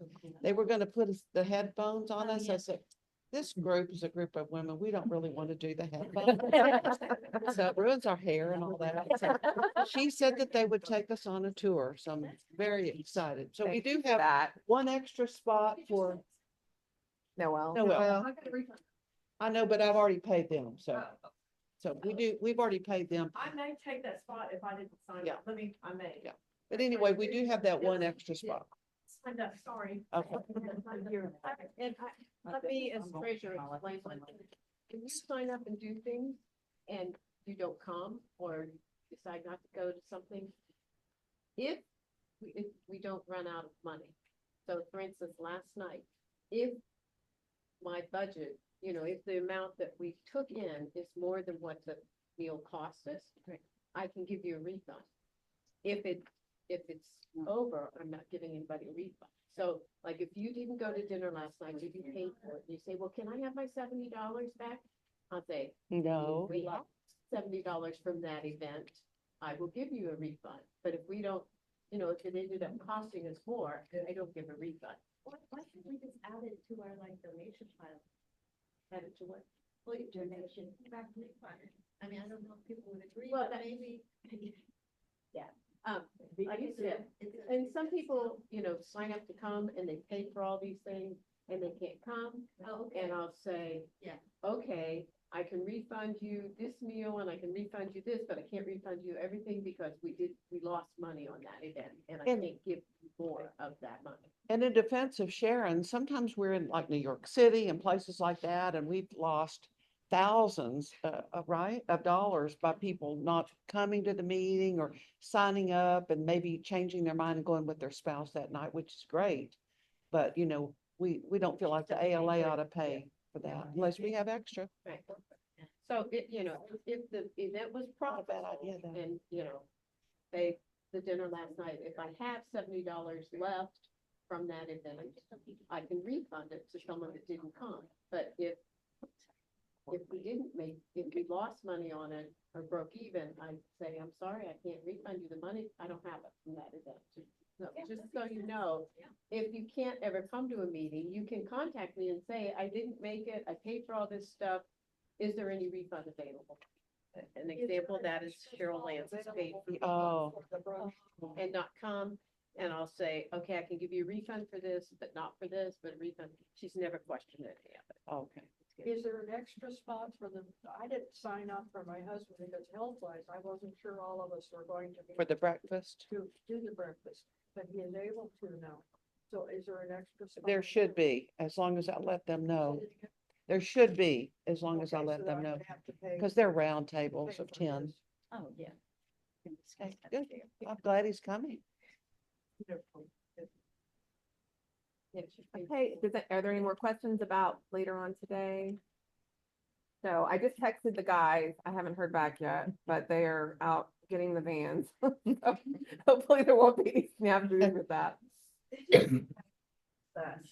What's that? Who did we give our $25? Oh, Sharon. Yeah. I'm not collecting any money. Don't try to give me any money. Sharon is in charge of that. Well, it's with the registration. Yeah, but if you didn't If you pay, didn't, yeah. if you didn't sign up for any of this stuff going on and you still want to try to come, I think that's fine, except for maybe if we cap out at the house, the Franklin Lloyd. Okay. They are ready.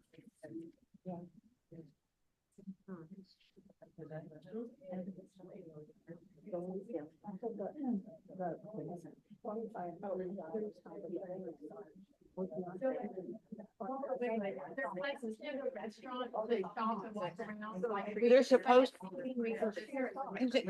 if anybody's been to Scottsdale, you might answer Jennifer, but I've heard that it's real good shopping in Scottsdale.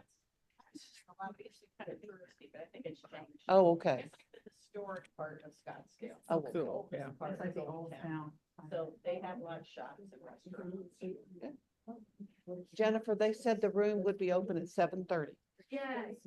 I'm not talking about the tables that we have 31. If there are 3 tables of 10, but we're maximum and you can talk, so. So we do have 31 now.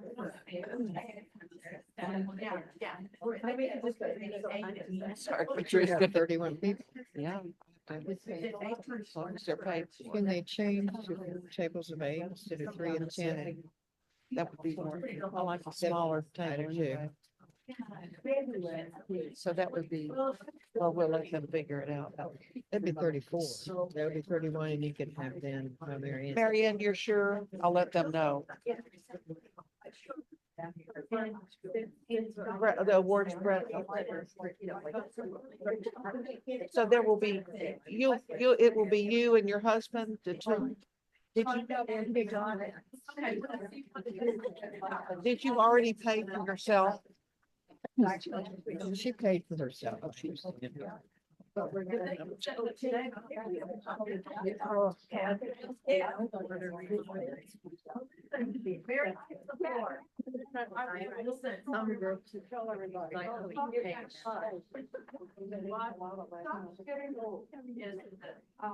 have been through a lot this year, and a lot of it has been caused by the stress of what my husband's been going through. He has like dementia, and I want everybody, as you get older, to watch your teeth, even people that are in nursing homes. My husband, for 4 years, I had been trying to find out from the doctors what his problem was. He had a dripping nose and he was stuffed up over. Get to ready. I'll tell the story later. Yeah, I wanna hear Okay. it. Yeah. I'd like to introduce our guests. This is Tyson Bryant, okay, and Jessica Payne, she's the director. They're here with an organization called Kids Need to Read. It's a local organization that was recommended by Natalie, who, I don't know how she knew about them, but she's looked at it a little early, so. Anyway, so I'm gonna cede the floor to them to explain about what they do. So real quick question first, ladies. Is it better if I talk back here or if I go down the aisle and act like the teacher I used to be? I like to be center stage. I know. It's fun.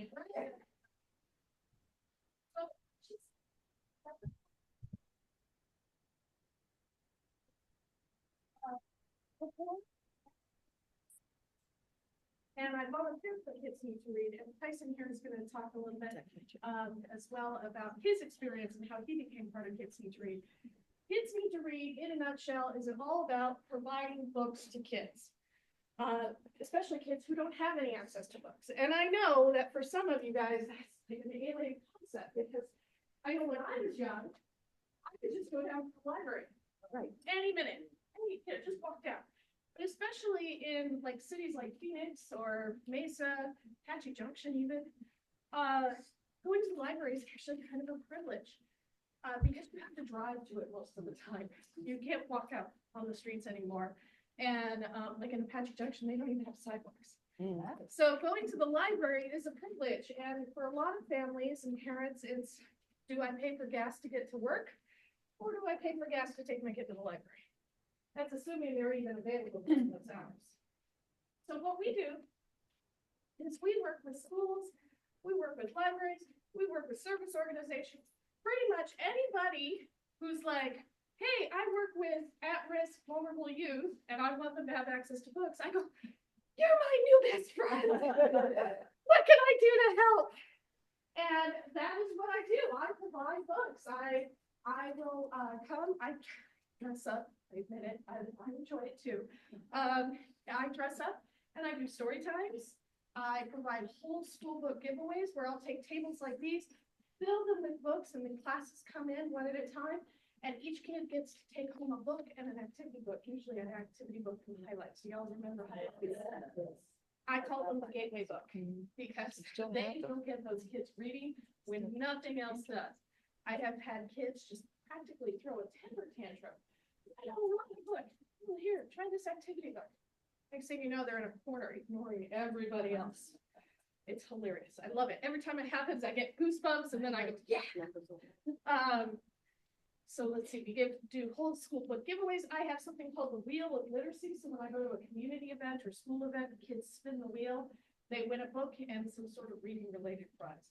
Sometimes it's a stretch on how reading related it is, but they get some sort of prize. They win at reading. My job essentially is all about how can I make getting books work for whatever organization we're serving. So sometimes it's me just dropping books off. Sometimes it's me putting on a weird hat. Sometimes it's me dragging out a spinny wheel. I will stand on my head and eat a bug. Please don't make me that. To get books in the hands of kids. Like I said, 15 years ago, or actually 5 years ago, I was a high school English teacher.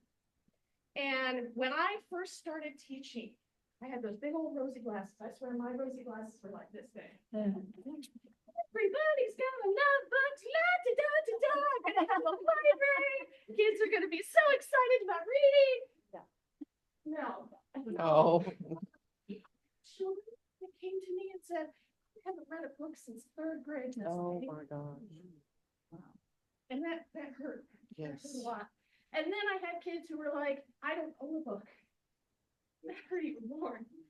And so I started simply by doing what I could in my own school. I was usually at every school I worked at, with the exception of one. I was the librarian. People knew, the kids knew, they asked for a book, they would get it. So it's kind of a natural segue when I started volunteering for Kids Need to Read, which was actually at the convention center right across the street. And then when I got to the point where I was like, it's time to retire, and the current executive director of Founder Denise Gary was like, I want to retire too, only I want to go to Texas. And it was just sort of like mutual doors opening. And I was able to step in, and now instead of it's just my classroom or it's just my school, they're all my babies. I know a lot of you probably feel that same way too, if you've got a lot of grandkids or kids or friends, neighbors, whatever, they're all yours. You want them all to be able to read. And it's really hard to read, especially learning to love to read. We don't have access to books. And so I'm very, very proud to say the Kids Need to Read. We may not be the solution, the only solution. You're definitely part of the solution. And I really want to thank you, ladies, those that have already sent us books, because we have started to receive a few of them, and those that have brought these beautiful books over there, so much for helping out the Kids Need to Read. Oh. I do have some bookmarks. Okay. And I have little flyers. I'll set them up there on the back table for when you guys get left. Or.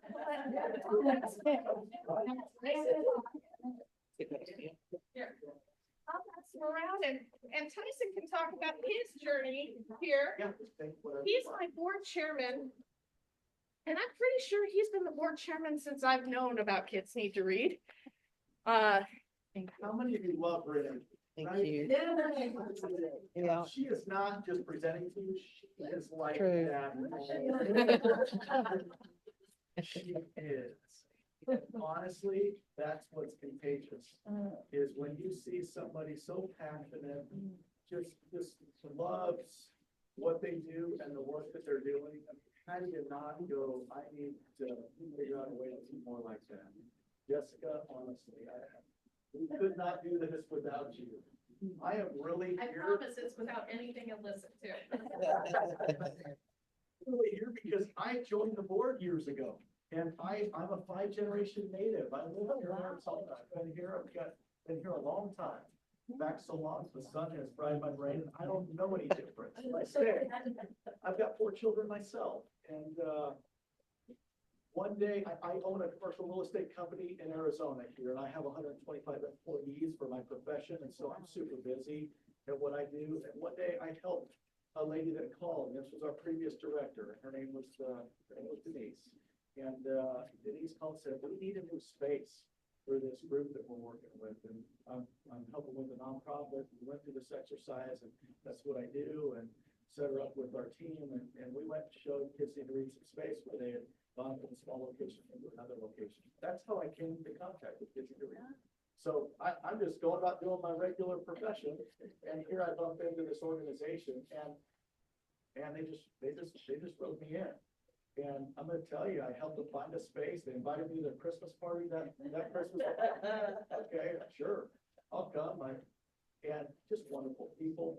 I found out more and more about the organization and how they were involved and what good that they did.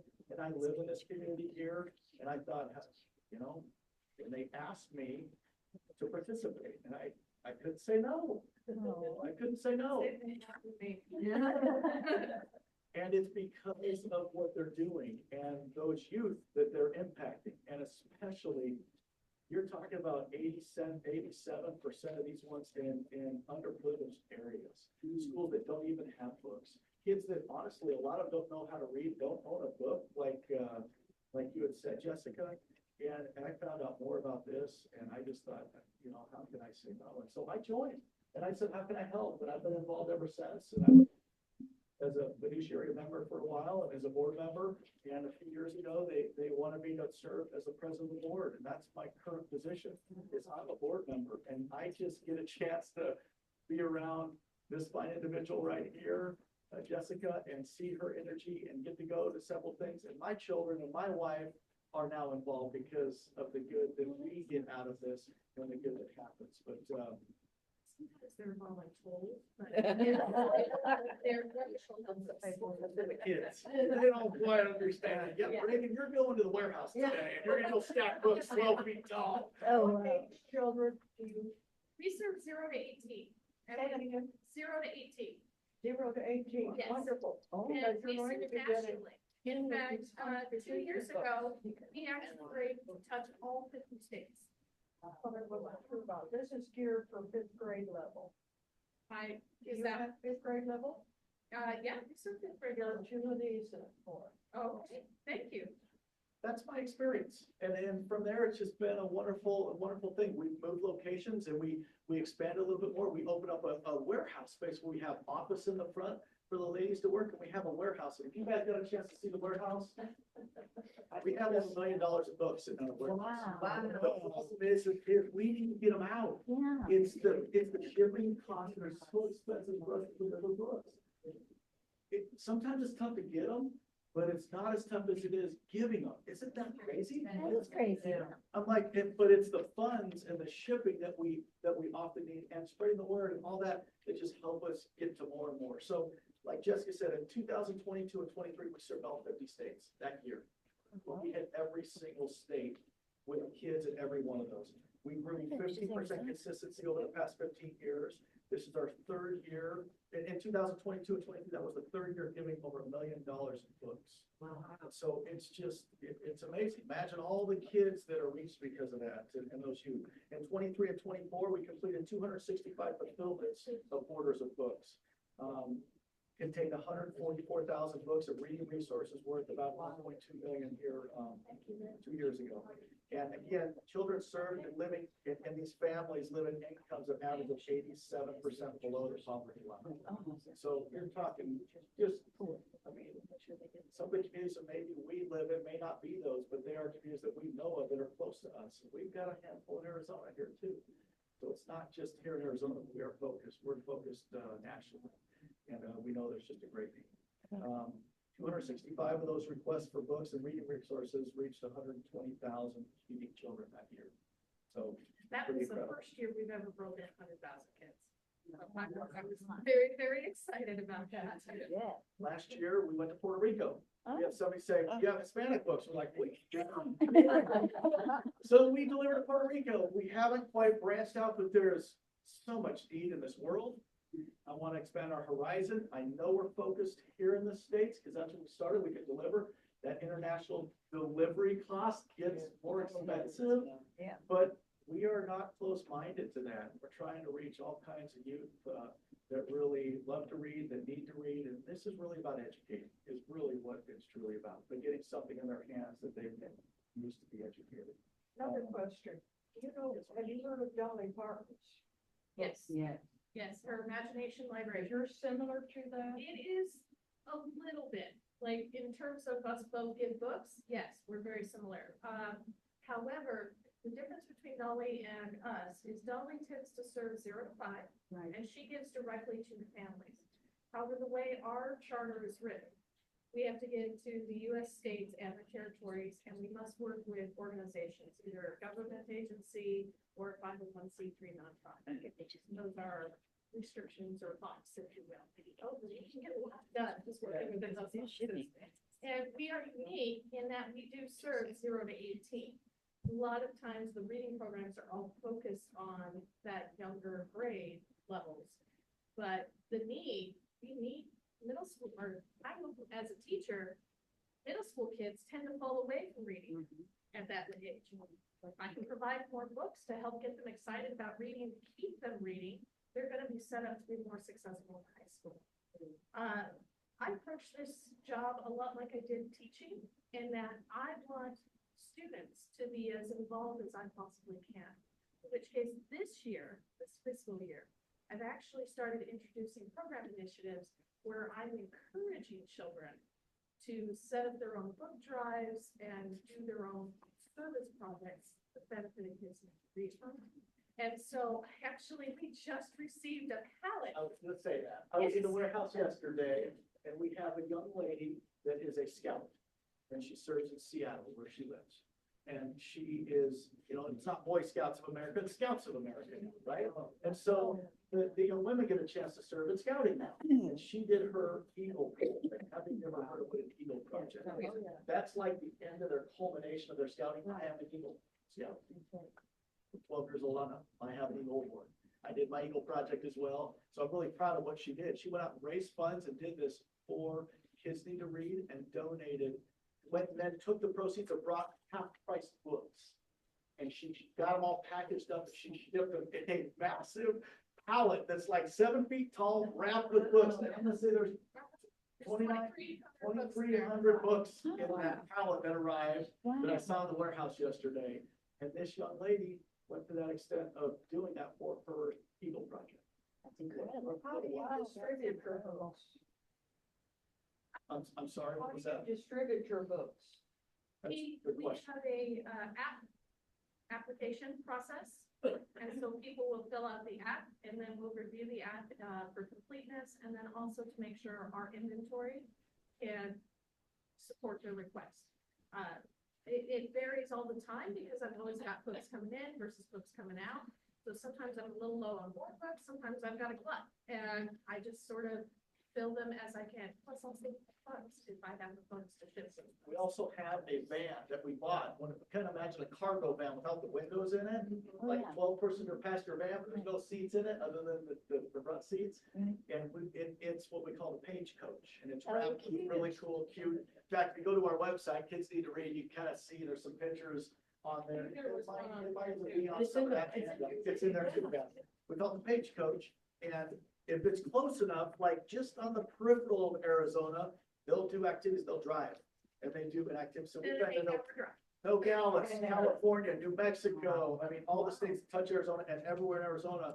Actually, oftentimes doing an event, will Jessica and some of our volunteers will come and participate, go see them, meet with the kids, do a story time, drop off books and unload a van full of boxes. Wow, that's fun. Between 5,000 and 8,000. So. And I don't drive with it.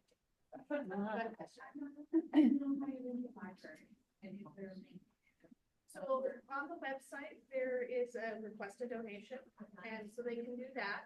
They can also reach out to me personally. The email is on the bookmark, my business card, or on this thing. And then we can guide them to figure out what all they need, and then we go from there.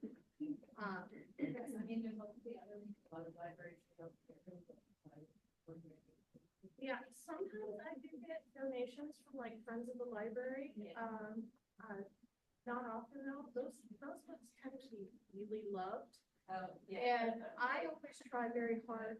Even our used is what we call like, so no tears, rips. It has to be with date. So. Love of libraries is great, no, thank you, that's a good idea. There could be some of those that could be. Oh, is that an actual organization, Love of Library? No, but Friends of the Library is. Friends of the Library. There's one thing, there's the Foundation, it's for education. Might want to apply to them. Okay.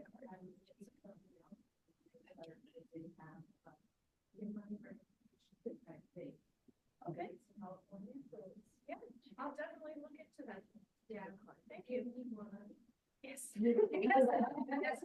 Every nonprofit on planet Earth, we all need money to keep whatever that going.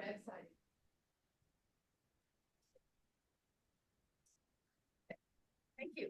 I will definitely keep that. in So mind. yes. I couldn't hear everything down there, but does it help you more if we give you money right today, or if we give you books if the way you are today? Money is always top priority. Okay. Because it's much more flexible. I can use it to pay for shipping, or I can use it to pay for rent, or I can use it to buy books. But we are always intensely grateful for book donations and stuff. We have funds that bring us a lot of books in, and if you walk through our warehouse, I mean, it's by code, but the halls are a little narrower than this, and it's literally stacked 12 feet tall, 4 different rows deep in the warehouse, and we've got books, but we have to be careful about getting those books out, because we gotta get them out so we get new ones in, and if our warehouse is too full, rent's super expensive, so we kind of balance how much room we have in our warehouse based upon how many books. So we can keep that coming and going with funds. It helps us ship those books. Great. So we can then receive more books and keep that process going that much quicker. If that makes sense. Yeah, unfortunately, there is sometimes such a thing as too many books. I try to deny it, but sometimes space wins. So we do have a local office here. It's located in Mesa, Arizona. That's where we have our office and our warehouse. And we base everything out of there, and then we ship from that point, depending on where we need to, nationally, a little bit internationally, and certainly locally. We do ship, but a lot of times we'll plan it with the page coach to go do an event and deliver. Approximately how many children can you slave now? So last year was over 119,000 unique children. There are some organizations that I serve multiple times, or schools where I might come and do a story time, and then later on towards the end, right before summer, I'll do a school event where I bring books for the whole school. That's good. So I try and develop relationships with all of the people that we give with to, because in the end, relationships and books are the two most important things in the world. It says that somewhere, right? But also it's important because I don't want teachers or people that are running these service organizations to think, oh, it's just one and done. We're all working together to make our kids successful. And it's really important that they know that kids need to read to the best of our ability. We'll be there to help them with that goal, just like we know they're there to help us with our goal, getting those books out. Right. So. I had a great experience last month. I'm not sure with those. I'm planning on sharing this, but we had a gentleman by the name of Steve Louder and Fran Louder here in the state that are in charge of a Light the World campaign that they do over the holidays. And apparently what they do is they select 6 charities that they select to put these big, huge vending machines in 6 different locations all over the state of Arizona. It's really interesting, but they only have room for a certain amount of those, and they have a select criteria that they go through to try and select which charities. And when Kids Need to Read was selected this year, first time ever to be in that, and we're gonna know how well we did at the end of this next month, February, because it was very successful. But when he came and presented this, he said, I had an experience where I was sitting with my grandchild. He's a year and a half old, and he's sitting on my lap one night. And the only thing he wanted to do was to sit on my lap, and he wanted me to grab the closest book nearby. And he wanted to sit. And so it made an impression upon him that with his own grandchild sitting there, how important it was for them to learn to read, to gain an education, to do those things. And even though it wasn't his, it was his grandchild. And that's where he came in contact to say, we need something like that we can help promote. And they selected Kids Need to Read as one of those 6 charities for Light the World. That's a really special privilege. I mean, they did a presentation. They had professional singers coming. You had every mayor of the city, of every single one of the cities in the state.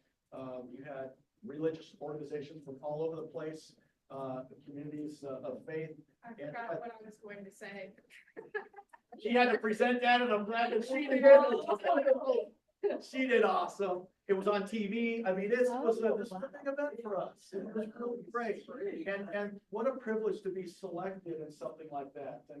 And it was a blessing for Kids Need to Read, but it's just going to allow us hopefully to reach more avenues and more people. And as a native here, somebody that's grown up here and lived here, and I probably won't go anywhere. Just don't know any different. And thank you for coming to Arizona and spending some time here. It's a great time to come. You don't want to come June through August, but right now it's a wonderful time. But and just be able to for us to share a little bit about what we're passionate about, what we love to do aside from my regular profession and my family and the other things that I'm involved with.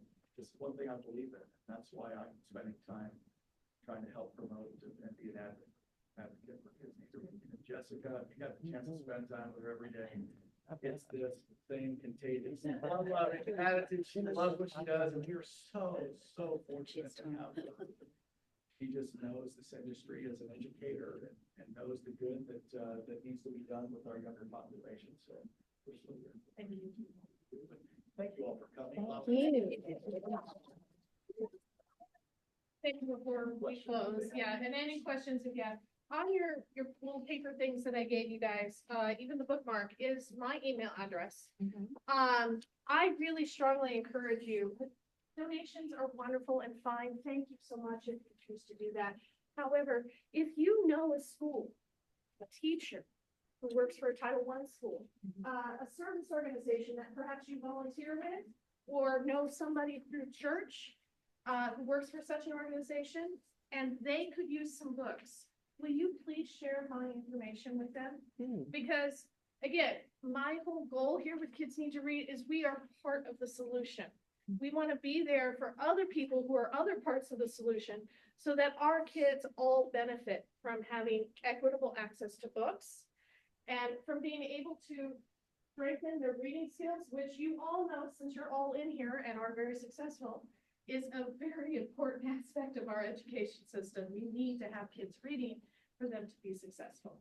And so I just ask, please, if you would share our information. Thank you. Absolutely. Are there any other questions before we head out? Does anybody else? Absolutely. We got more bookmarks, more pamphlets. Anybody else? Thank you. Again, so much. Thank you. Thank you. You want Jan to get some photos? The picture, I probably ought to ask that. Is there any, oh, we won't see you. No, we want pictures of you too, so we're gonna, yeah, take as many as you want. You stand in the middle. I need a better one because her back. Okay. Yeah, please take as many as you Is that need. okay? If anybody would not like to be in it? We're fine. That'd be fine. Wait, It's not my best side. Not ready, Mr. DeMille.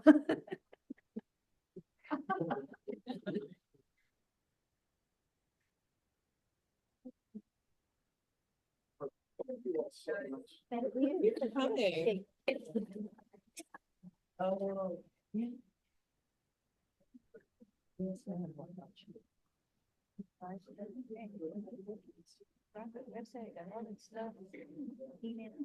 Let's see what temperature it is out there.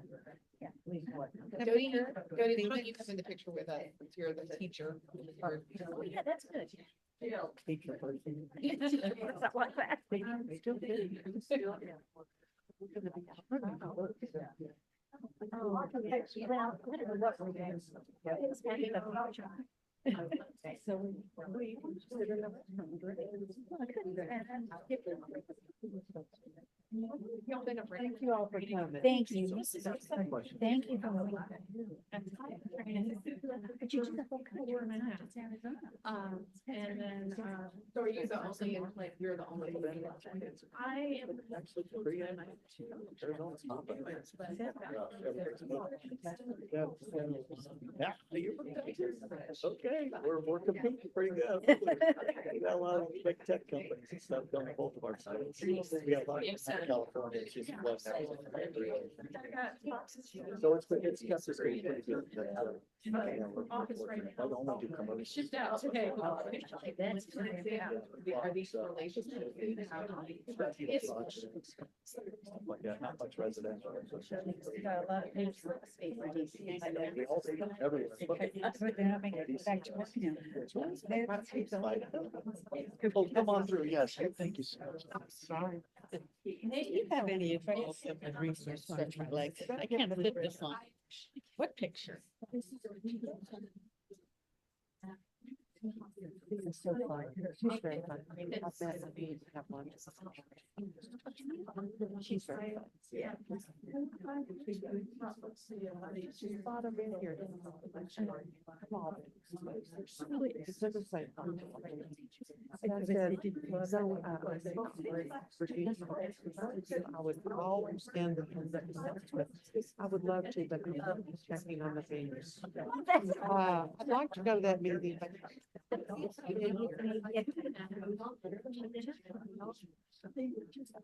she has another home in California.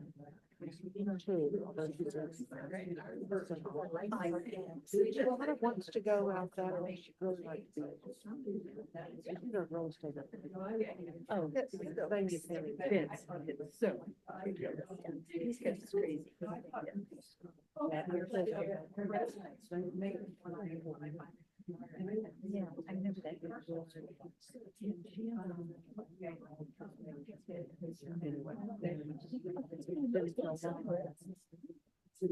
Anywhere that I could get out of Texas and Denver. Oh, yeah. I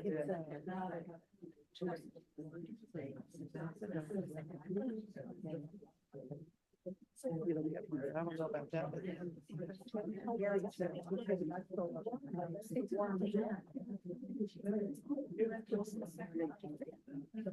We're not gonna. No.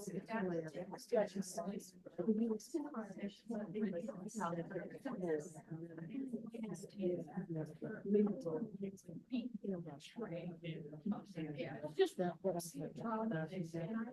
And it's probably my admin. So I have 20 minutes.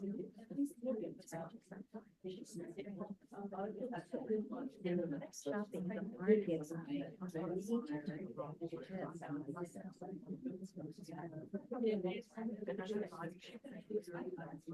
Several. And then the next thing I used to argue like me about channels. Wow. I was like, It's great. There's nothing that separates, but they're saying, disagree with what you're saying. Is there? So we sit there and try to figure out this is great hair, but center black.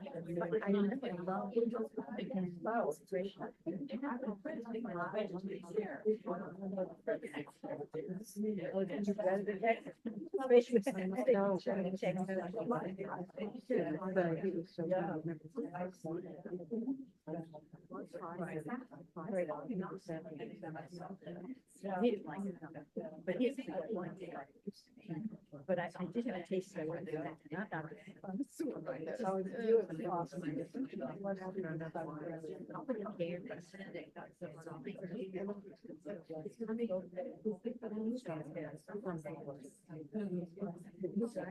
No. Oh.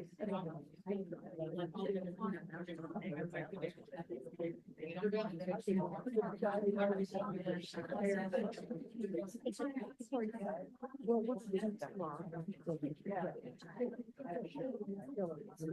I don't know. I'll have my Dominique to do it.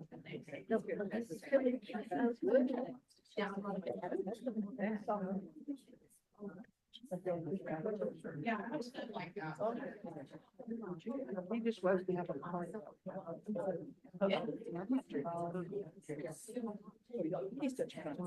It wasn't red, he didn't like it.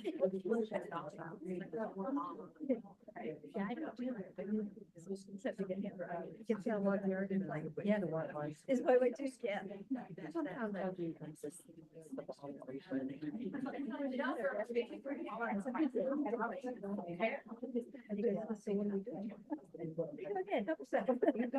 All the time I'm getting red.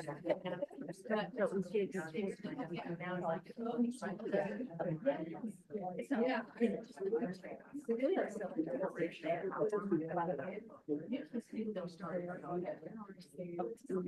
Yeah, so the red is still good.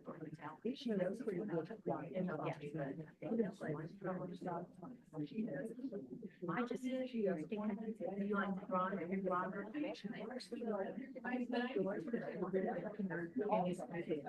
It's my time. Yeah.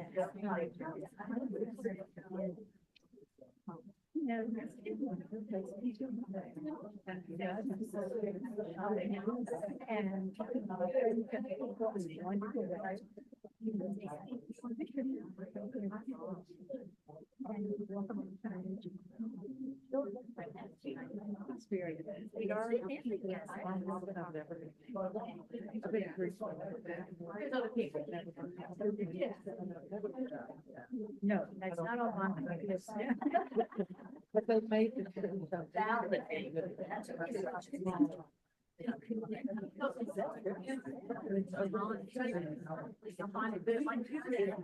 And people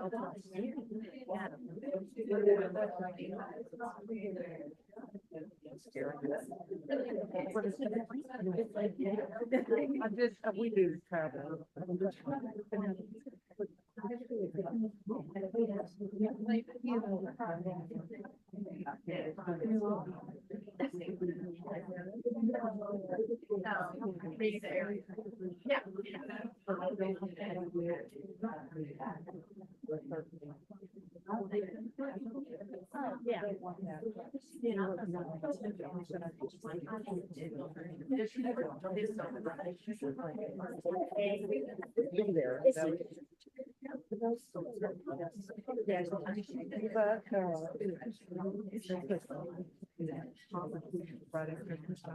Great time to go.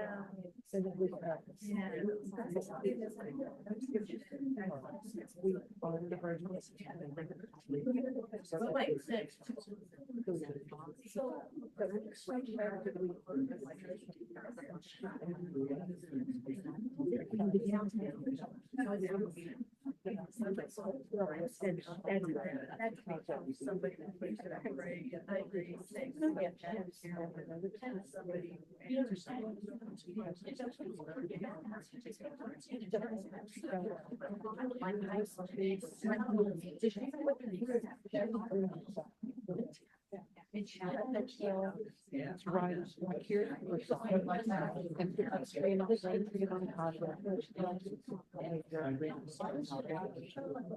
Ready, everything's ready. He's usually pretty well.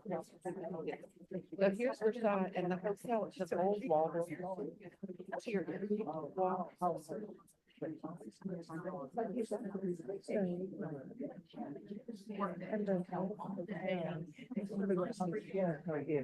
Oh, yes, yes. And then,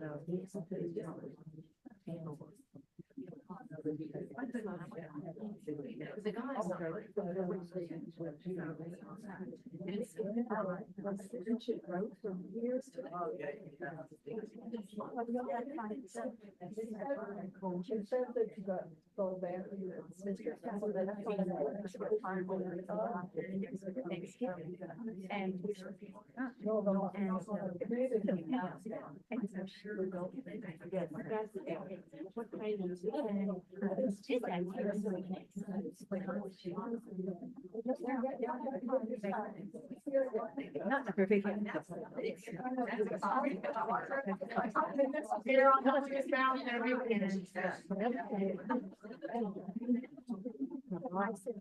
Right.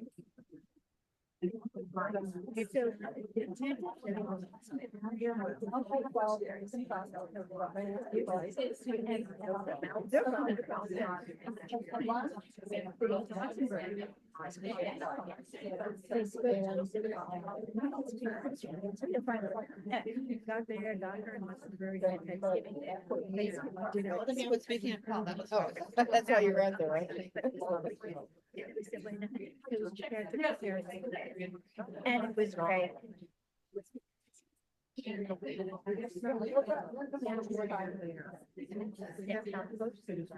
Oh, yeah.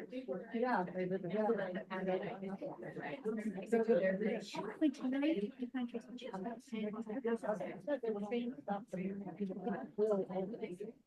boy, yeah. And she ended up in us. Skydiving. I don't talk to her. And she didn't get to Australia because why would she? So she called.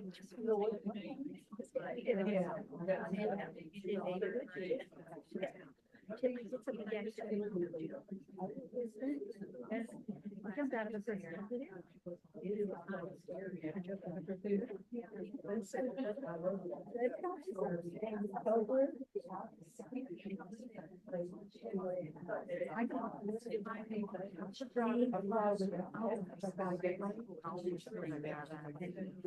Oh, she's with an instructor. And he says. Joe. Oh, no, That's some kind of a real hard.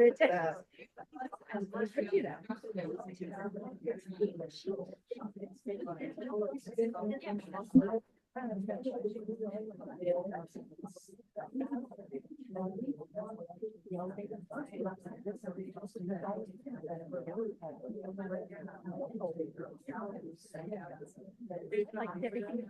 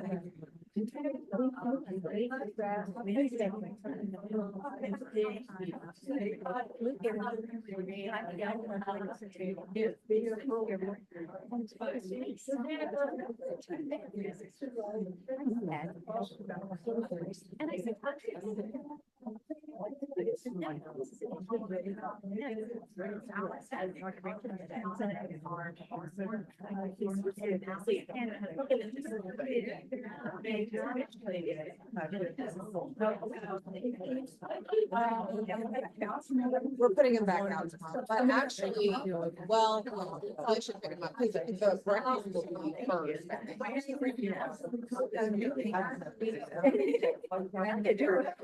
Sorry.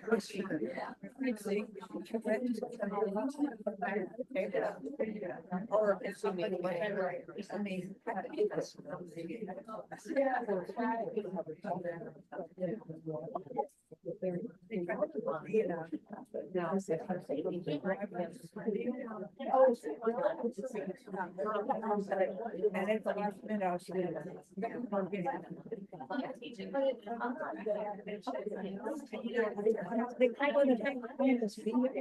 Yeah, we've seen them, and we're very curious about. I was like, I'm not that brave.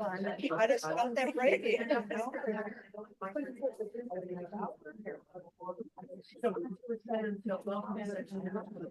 Oh, I was like.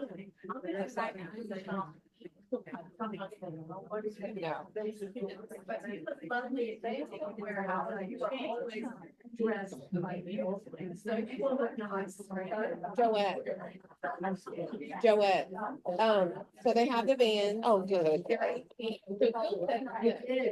Not gonna take an hour to get out there. He said, should we get there early or leave later? sleep later. Okay. What do you think? That'll give people time to. Yeah, okay, regroup. so he said have a meet no earlier than 12:30. Okay, I think that's a good idea. So we'll meet, and where does she say is the best place to He's meet? got it down.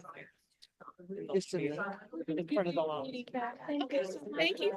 Absolutely. Thank For you. the presentation and good luck. Well, we'll stay in touch. Thank you. Bye-bye. So 12:30, and that way we'll be there plenty of time. Yeah. Yeah.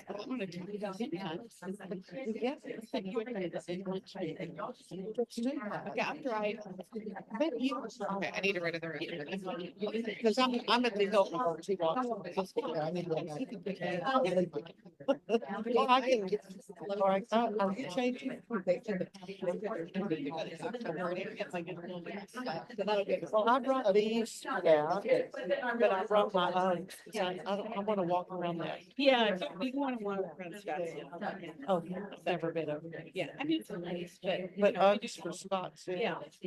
I'm gonna wear a dress and then my boots. No, well, you let me know what's easier for you. Yeah, let's ride together. That way, then we can sit together. Yeah, we'll talk after this. I'll give you time to pick up. I have to make calls when the meeting's over. Thanks. Thank you.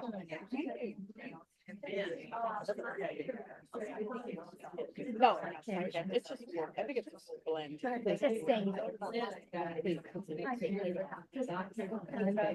So you'll love this. Oh, stop. It's a big freaking money pit right now. For frustration, those lawyers aren't even dealing with the government employees. Oh, Yeah. please. I think we found somebody that can help me with the county. That's what I've been looking for. Somebody who- So, anyway, that's, I just found him on before. Yes. So that's a big thing. If he doesn't charge me an arm, like, okay, we're good. I wouldn't go in for those. It's nice.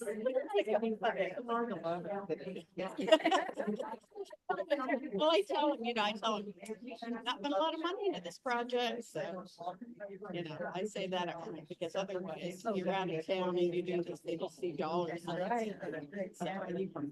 Yeah, yeah, and I just said, no, I'm not putting a lot of money.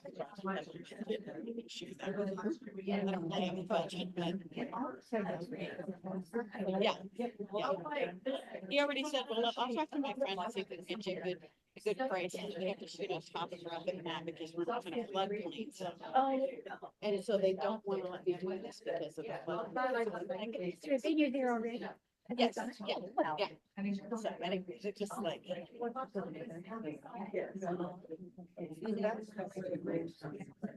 Yeah, the grapes, we didn't sell the grapes last year. There's no grape sales. Nobody selling any grapes. They want to do, I've been wanting to do this always, do a little event center. I probably just said that. Yeah. That'd be great. Okay. Santa Rosa.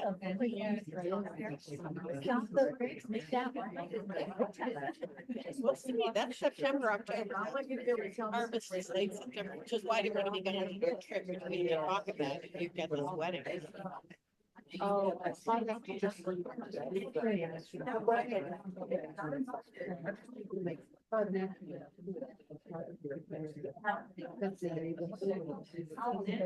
No.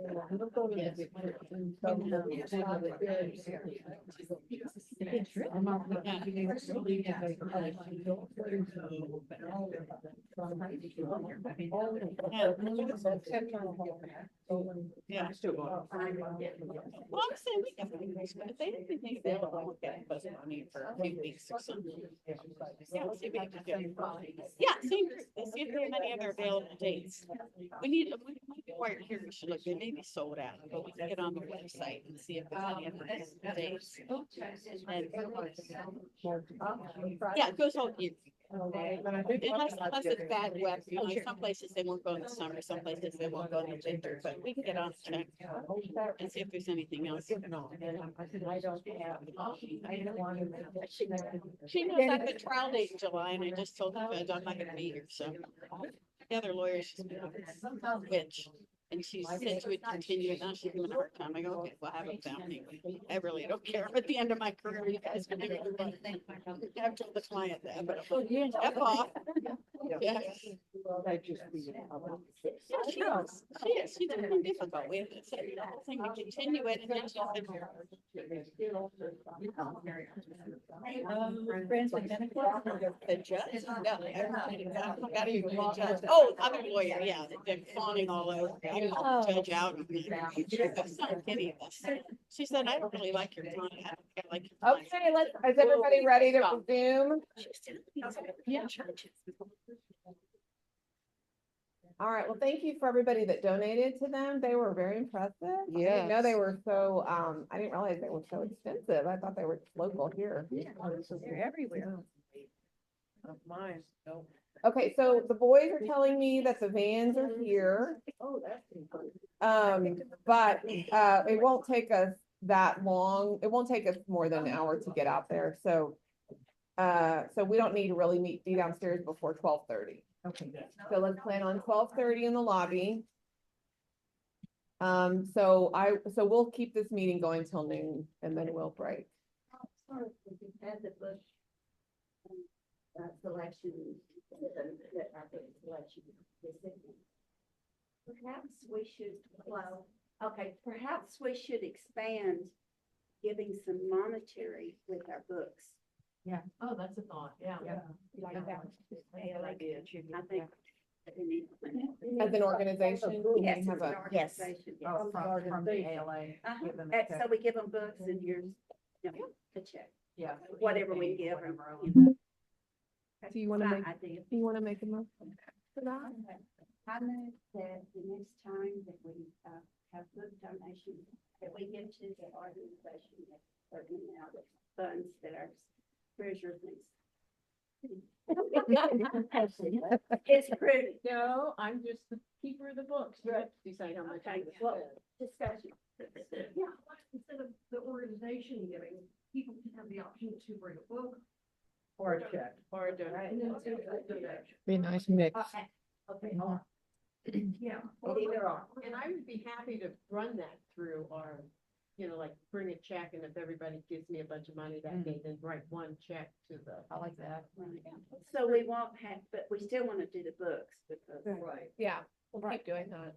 I love it. That was like, let's round, say, let me give you a check for $50. Or go to Zippy and say, here's a book donation. I need $50.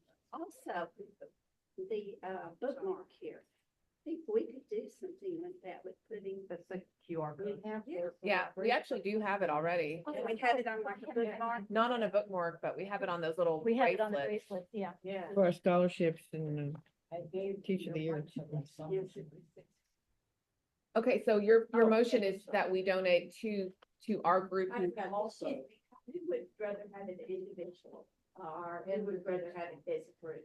I think individually make their own. Yes. I did that. Okay. Love your suit. Oh, thank you. So we really don't need. a Okay, so motion. we're kind of already doing that, so. Yeah. Um, But we need to make it. A reminder. We're ready to bring a motion on that? Well, we're not I gonna don't go think we need a motion. We need to be- No, but the next time we remind our members to do a book donation, we can also say, or you can bring cash to the meeting. Yes. And we will write a check. Maybe Noel could put it in our. Or a check. newsletter.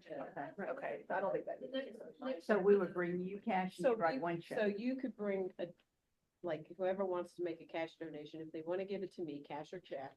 And then I would write a check to the organization. Right, And I would just deposit that money. And so it's a wash. right.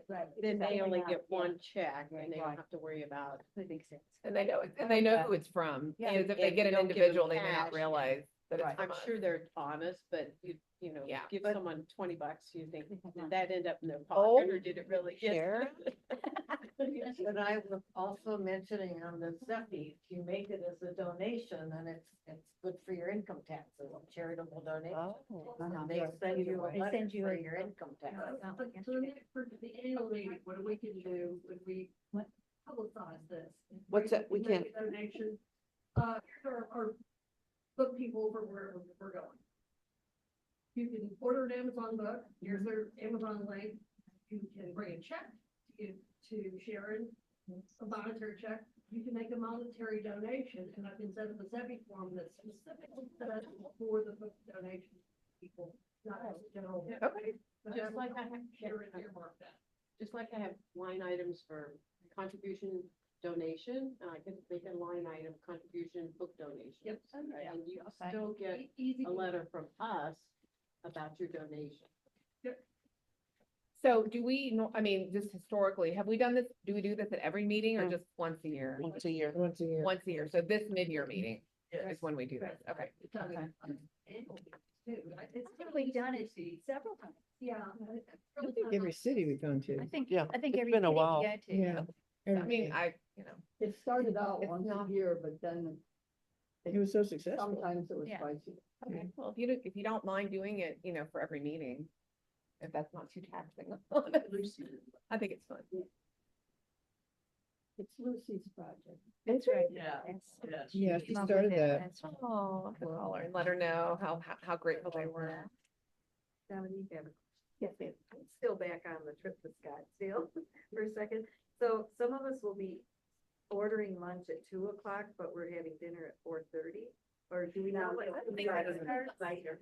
The, Getting on the bus. We leave, okay, we leave, I didn't know how far she. Probably drinking first. Yeah. yeah, it's not like a sit-down dinner. We're going to her home. It's a party. Now I get, you drink and then you, okay, I'm getting educated. Okay, good, okay. And we're gonna be there till 8, so there's. Okay, yeah. And if anybody has anything that comes up, would be better to do it within a group of people, but if you really need to get back to the hotel for some reason Oh. early, you know, maybe somebody else would go with you, and I'm sure that we could get the van back if it's an emergency or you're just feeling whatever. So the vans are at our disposal within reason. Otherwise, we would go right to the party after the. Scottsdale and then back here to the hotel after the party. So just plan on like not coming back after we leave at 12:30, not coming back until unless you really need to get back for whatever. I looked at the weather, it's 50 degrees out there right now, and it's 56 is a high. But if when you get up into Natalie's, it's a higher elevation, so it's going to be cooler. Oh, Yeah, so wait. dress- Wear coats. Wear a Oh, jacket. okay. It's not warm. Good. And while we're on the It's din, going to be sunny. there are two open table reservations. One's in my name and one is in Philip's name. In case you all get there, I'm gonna ride with Virginia, so So is it like? I think I got the 2:00 because I did it after him. Is it half and half? Literally? 12 and 12, 12 and however, who 12. gets there at Okay. 1:30? Yeah. Not by name, it's just a number of 12. All right. So if you can't do the 1:30, just wait around. Maybe they can see. Go the shop, smaller. yeah. There's also Uber. I took it back last night. and I think it's like $45. Oh. Okay. If you need to. It's get an back. option. It's- Yeah. Information. Yeah. Good to know. Okay, thank you. Okay. So getting back to our agenda. Where did we finish? Where are we? We did On the auxiliary. special committees. Yeah. Okay, we talked about. Wait, am I on even on the right? We thing? did the auxiliary, so she'll be updating Virginia and the judicial award. Okay. So Virginia, we're up to you now. The judicial. On the judicial award, and you and I talked about this before the meeting, and Virginia had some ideas on what to do. Well, I can talk to Joette about it. I think that the judicial awards were partly to promote our organization, right? So we wanted to have a judge selected in an area where we were gonna meet, so they would bring people to the meeting and promote our organization. So, I had talked, and Dominique and I had talked about, we're gonna be in Toronto, then maybe we should talk about asking people in northern Michigan or, areas that abut Toronto, our members to reach out and nominate some judges in those areas, so they may be able to come to a meeting and bring people and promote our organization. So that's kind of where we left it. Then I heard we were talking, not going to Toronto. Such a good, too.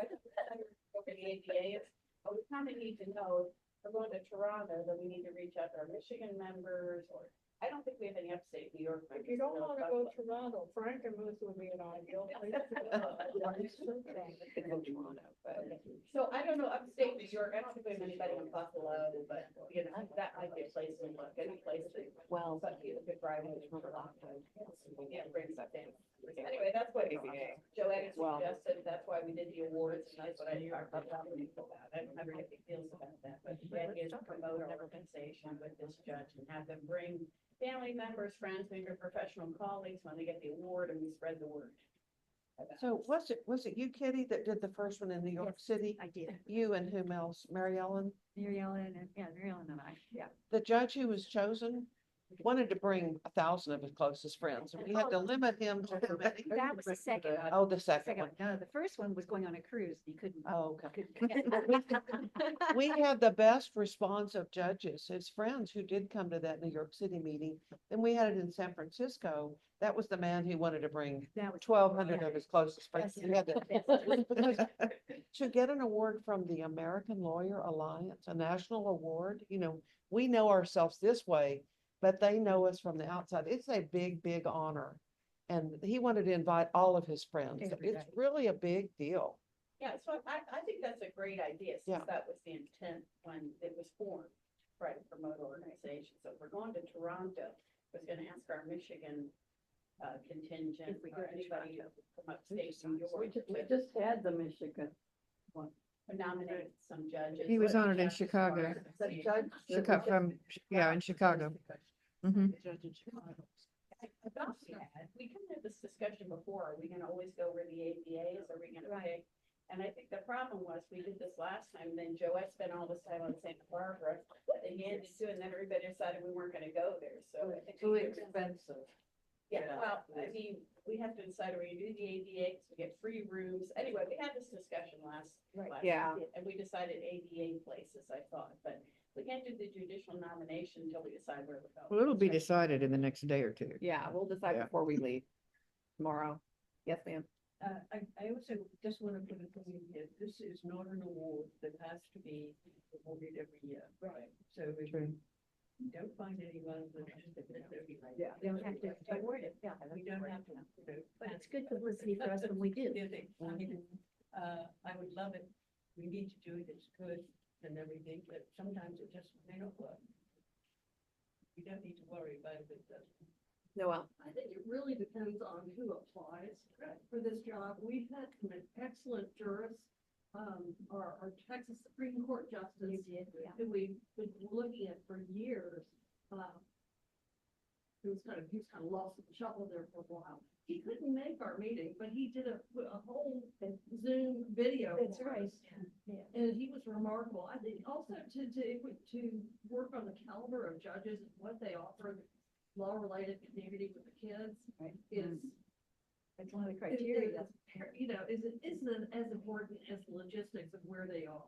I mean, if for some reason we don't do it in Toronto, we could get a judge from somewhere else that meets these criteria that does really amazing things. Our female judge from, where was she from? Pennsylvania, yeah. Pennsylvania, and our meeting was Denver. Denver. I mean, so the logistics doesn't necessarily prohibit them from coming. So. No, but it kind of prohibits them from bringing colleagues to places, I mean, if we want to. Exactly. If we do it in conjunction with the ABA, they will probably be there. Yeah. Oh, that's But true. again, if going where the ABA is cost prohibitive to 50% of our membership, then it doesn't make any sense. So it's kind of six of one, half dozen another, but I don't think we should preclude somebody from applying just because they're not in the vicinity of where we're going to have our meeting. That's kind of rough. The ABA mid-year meeting for 2026 is San Antonio. San Antonio, wow. Oh, you're gonna go. That's exciting. We love San Antonio. We had a great meeting there. Good. We were there for the flowers festival or something. I don't know. We can do that. I do love San Yeah. I need excuse to go to San Antonio. Yeah. Well, The higher downtown.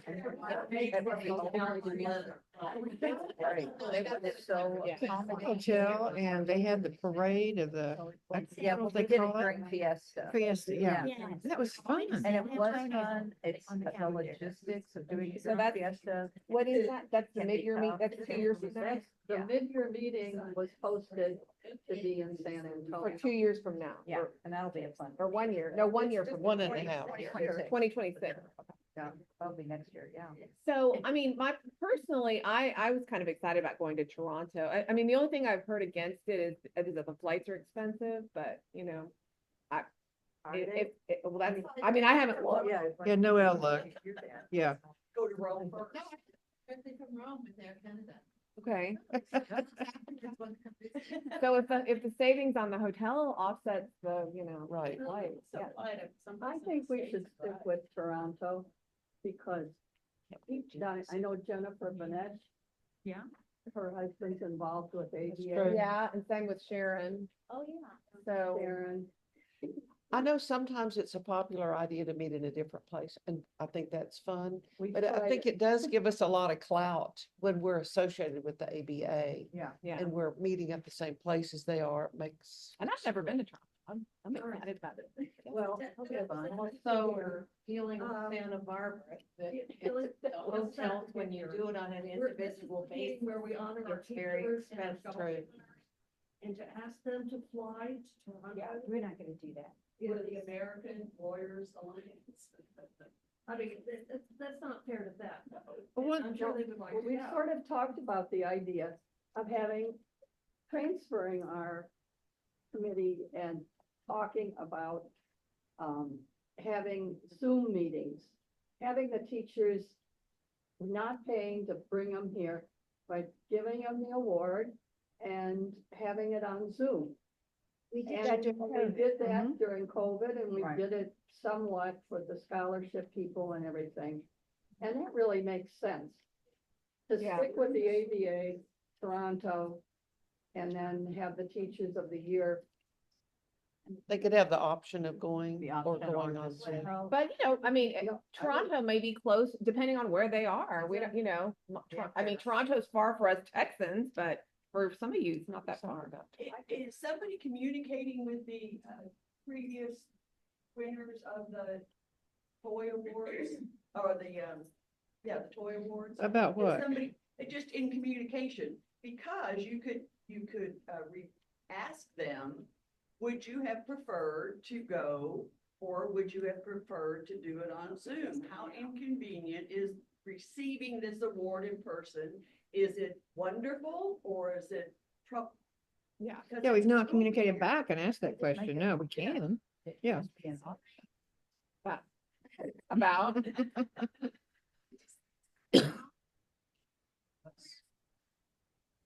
You're a teacher to go to this place. It also gives you status back in your own school. I don't know. Right. If it can be arranged in paper, I think it's better well, if it come in person. then then just leave it the way it is, which is you come here unless you can't. Unless you can't. Then you come on Zoom. We do subsidize their travel $1,000, but that doesn't, $1,000 is not what it used to be, unfortunately. No.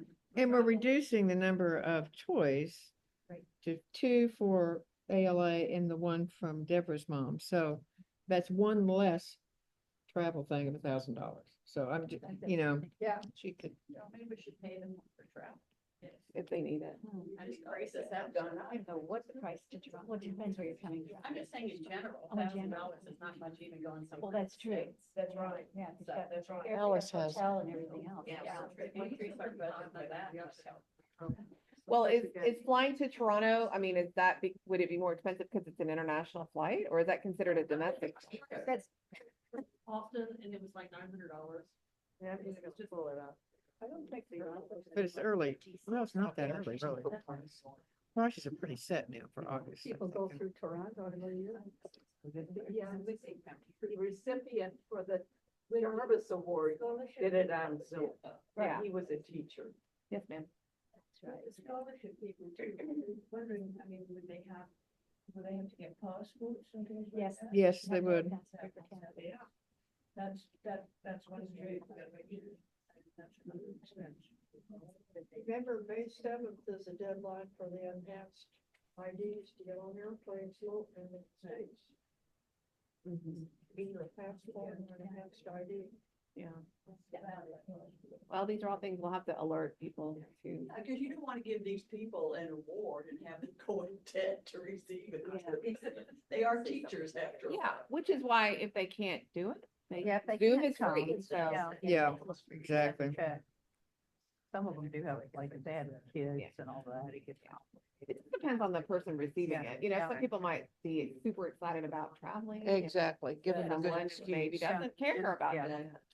I think we should today, right now, make a decision. We have Are we to. gonna go to Toronto? Cause I've got stuff on my calendar. I'd like to kind of know. I'd like to know exact dates. Yeah, and we can't meet with that same time as the ABA if we don't stay in Toronto.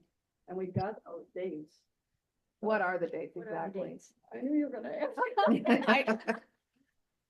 I, I think Jennifer has some. it's like six. I think it might be. Yeah, She like, knows. cause I know when I saw that and put it on the calendar, my husband was like, ooh, I'd go there. Well, but that's not very far. for us. That's You okay. know, I don't know. What You could days probably- would I think we you could be? drive there and. We'd be the 6th is a 12 hours Wednesday. or Okay. something. Of what month? So it'd be the August. 6th through the August 8th, 6th. Yeah, I think that's. August 6th through what, 8th? through the 8th. Yeah, that's the way we be there. That's the Wednesday, Thursday, Friday.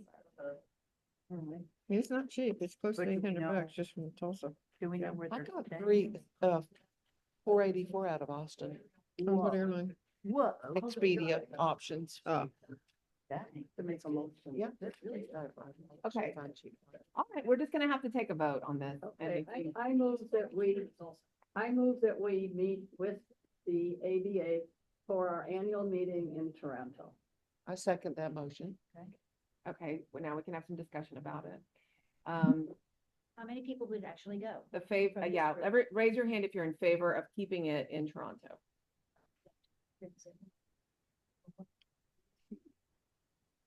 Just easier for logistics. 9, okay, again, No, Jennifer, hold on a second. She didn't understand. I didn't understand. What is- are you in favor of going to Toronto or not? So, but this is. Toronto is the next ABA meeting, In August. and I just made a motion that we stay with that instead of trying to find an alternative and an alternative date. Okay, Yeah, so we if you're decide in on it today. agreement, raise your hand high what in agreement with? with Toronto. In August. It certainly makes logistics easier. Yes, it 3, 4, 5, 6, 7, Hotel 8, rooms, 9, meeting rooms. 10, 11. Okay, against? 1, I don't want to go somewhere else. I'm just not going to go to Toronto. okay, fair enough. Oh, That's fair. Not, if you would not go to Toronto, raise your hand. Against Toronto. Okay, I don't understand why people are against. 7, Toronto. so. Let's talk about it. Well, flights are expensive for one. Why people don't want to go to Toronto? I think we ought to explore alternatives that might be appealing to everybody. Instead of just one. Well, Somebody mentioned his. so, Noel, just so you know, the last meeting we did this, we had this very discussion about not going to Chicago. And at the end of a long discussion, at the end of a long research project, it was determined we're going to Chicago. Right. But not many people. And not many people did go, but it just, before. Well, And- that's Chicago. I mean, they didn't go because we've been there a lot. That's it, It would have been lovely, but it was difficult to get to. Yes. It was West Coast. I'm thinking if we find something more central that people have access to, that maybe might be kind of fun and it has some sort of historical. Come to Washington. Well, I love actually Washington. thinking, and, you know, y'all hear me out before we make a decision. I was thinking there are like 4 or 5 possibilities that might be kind of fun. Washington DC might be one. Philadelphia. Spencer Hotel. Nashville. And the. I don't know. I've never been. I love it. I don't think. Could be more central. located that people might More get to. husbands, if more husbands go, then that means more of us will be there. So I think it's a good drawing card to include. and are you saying more husbands would ABA, go to yeah. the ABA stuff? Is that true? I don't think so. I No. think that Like very your many of this husband's not group, doing not anything. husbands are identified with the ABA. But what does happen, is Janet found out, if you don't go where the ABA is going, you don't get the reduced rates for the hotel and you don't get. Meeting free space. meeting rooms. Yeah. Meeting rooms are like Pay for 5,000 they wanted for meeting. rooms. Yeah. In Franklin, you have. Franklin could not be more. Franklin wants to demonstrate this. Is doing this sort of thing, and they have free trucks to any place in town. You don't have to Uber. Don't think we're gonna vote on that. I did research. Well- on it. I didn't get a second. They will have my. Don't we have a travel committee that can sit down? We don't have a travel. Well, I guess Joette. Joette, you're kind of our travel committee Yes. person. The big advantage, of course, going where ABA goes is that we have this room. It's very expensive. I learned when we almost went to Santa Barbara and I was so upset we didn't because I really wanted to go there. But if you don't use the ABA, like a lot of the places we could get a better price, but they didn't have a meeting room. Yeah. And we could have met in someone's bedroom, but that would have been awkward. Like we did in Las Vegas. Yes, exactly. So we do have the advantage of the meeting room. Um, we do have the advantage of the the inbuilt system of, hotel pricing And signing up was easy. and signing up. So it has some distinct advantages. But I'm with Noel too. It is fun to go. I'd love to go to Nashville. But, it does involve a little bit more in finding a hotel that would accommodate. But would you be willing to go down a notch in a hotel? Would you be willing to go to any of the Marriott, one level down? They have meeting rooms. I don't They know still that there's charge. a price for them. They're very expensive though, For those even at a also. Marriott. Yeah. Well, any of those Any of the changes. down a notch. That's where. Well, we talked in the past about one meeting with the ABA and one not. So maybe the mid-year with it. Remember Jeannie, one here, one. Is this our mid-year meeting or main meeting? Started when, this is our mid-year meeting. We're talking about our annual meeting. When ABA does not have a lot of money. And so they started going to Chicago a lot. So the discussion came up because we've been to Chicago a lot. And we didn't think we would get many people. And then we've looked into several different places, several different times. And it's very expensive and you have to pay for your meeting room. And it's hard to sign up. Sometimes the flights are high. I mean, and I just think we should stay with Toronto, but I'm not gonna fight it. You also have to sign a contract and they're all, Yeah. you need 10,000 people to go through the fine print. And some of us that have been in a long time, remember the year that we had that problem and Yep. ALA had to pay $4,500. Wasn't that Because- Phoenix? they didn't read the It was contract. They Phoenix. didn't read the contract and it was like a wedding and a wedding reception and boy, you pay through the nose. Well, we represent the United States of America in this group. And it's exciting to go to the different parts of the country. to see it. And Toronto sounds like a wonderful way to spread our message Right. of the American Lawyers Alliance. Well, and Toronto, isn't it just not far across the border? I mean, it's not. Very but It's fly through Being Chicago. into Yeah. Canada, It's right? Yeah. just in Ontario. Is it mainly the cost of the airfare or just you don't like Toronto? No, it just looked from DC, it was $500. Yeah. Now. Well, there's great deals on Expedia from Texas, but, but is it mainly that the air's too expensive? Or just don't want to go there? For teachers and our students, We can do. We can do the teachers by Zoom, right? logistics. But Noel, remember, neither one of our students could even come to our meeting. That's right. Because they're We're in so busy. Chicago. These That's right. students are so involved in so much that I think it's the exception if they come to not coming. Well, and this year, usually it's at the end of July, 1st of August. This year, it's a week later. It's even School's already closer to the beginning of started, school start. And Yeah. many of our teachers. I would not bank on the students even coming. Yeah, And Or the teachers. Or the teachers. A lot of teachers back on. yeah, they're back on campus, yeah. Especially if they're What could we do to make Toronto more appealing to the people who said they would not go to Toronto? Is there Anything? another major city near Toronto that we could fly to? Chicago. It's like 3-5 minute drive. But you still have the same issue. They share Niagara Falls. Oh, yeah, that's right. Oh, American Falls. Jennifer? When are the teachers gonna find out? When will they know if they won or not? What month? The deadline is not till May 31st. They won't know till Extended the July deadline this year. 1st. Well, we were just thinking, then if they do wanna go to Toronto, which, great, I mean, I have to go, okay, whatever, I have to go, but, would that give them time? What if they look at their passport and, I mean, you know what I'm saying? Will that give them time? No, not to get it renewed, probably. Passports for Toronto, right? Oh, yeah. Right. But they're probably gonna be in class anyway, that late in the summer. Oh, The first week of because it's a August. week later than Kids go normal. back now. you mean the August, they'll be still already Yeah, in even class. further. Oh, It it is later, they might already be back in school. Yeah, so we could get a videotaped acceptance like we've done before. Yeah, did they think about that? Yeah. And both of our scholarship gals were videotaped acceptances. Yeah. Yeah. Yeah. Right, right. Okay, well, so we have a motion and a second. No, who seconded? I didn't hear. Who's- I did. We voted 11. Yes. So, I mean, once again, all the ayes.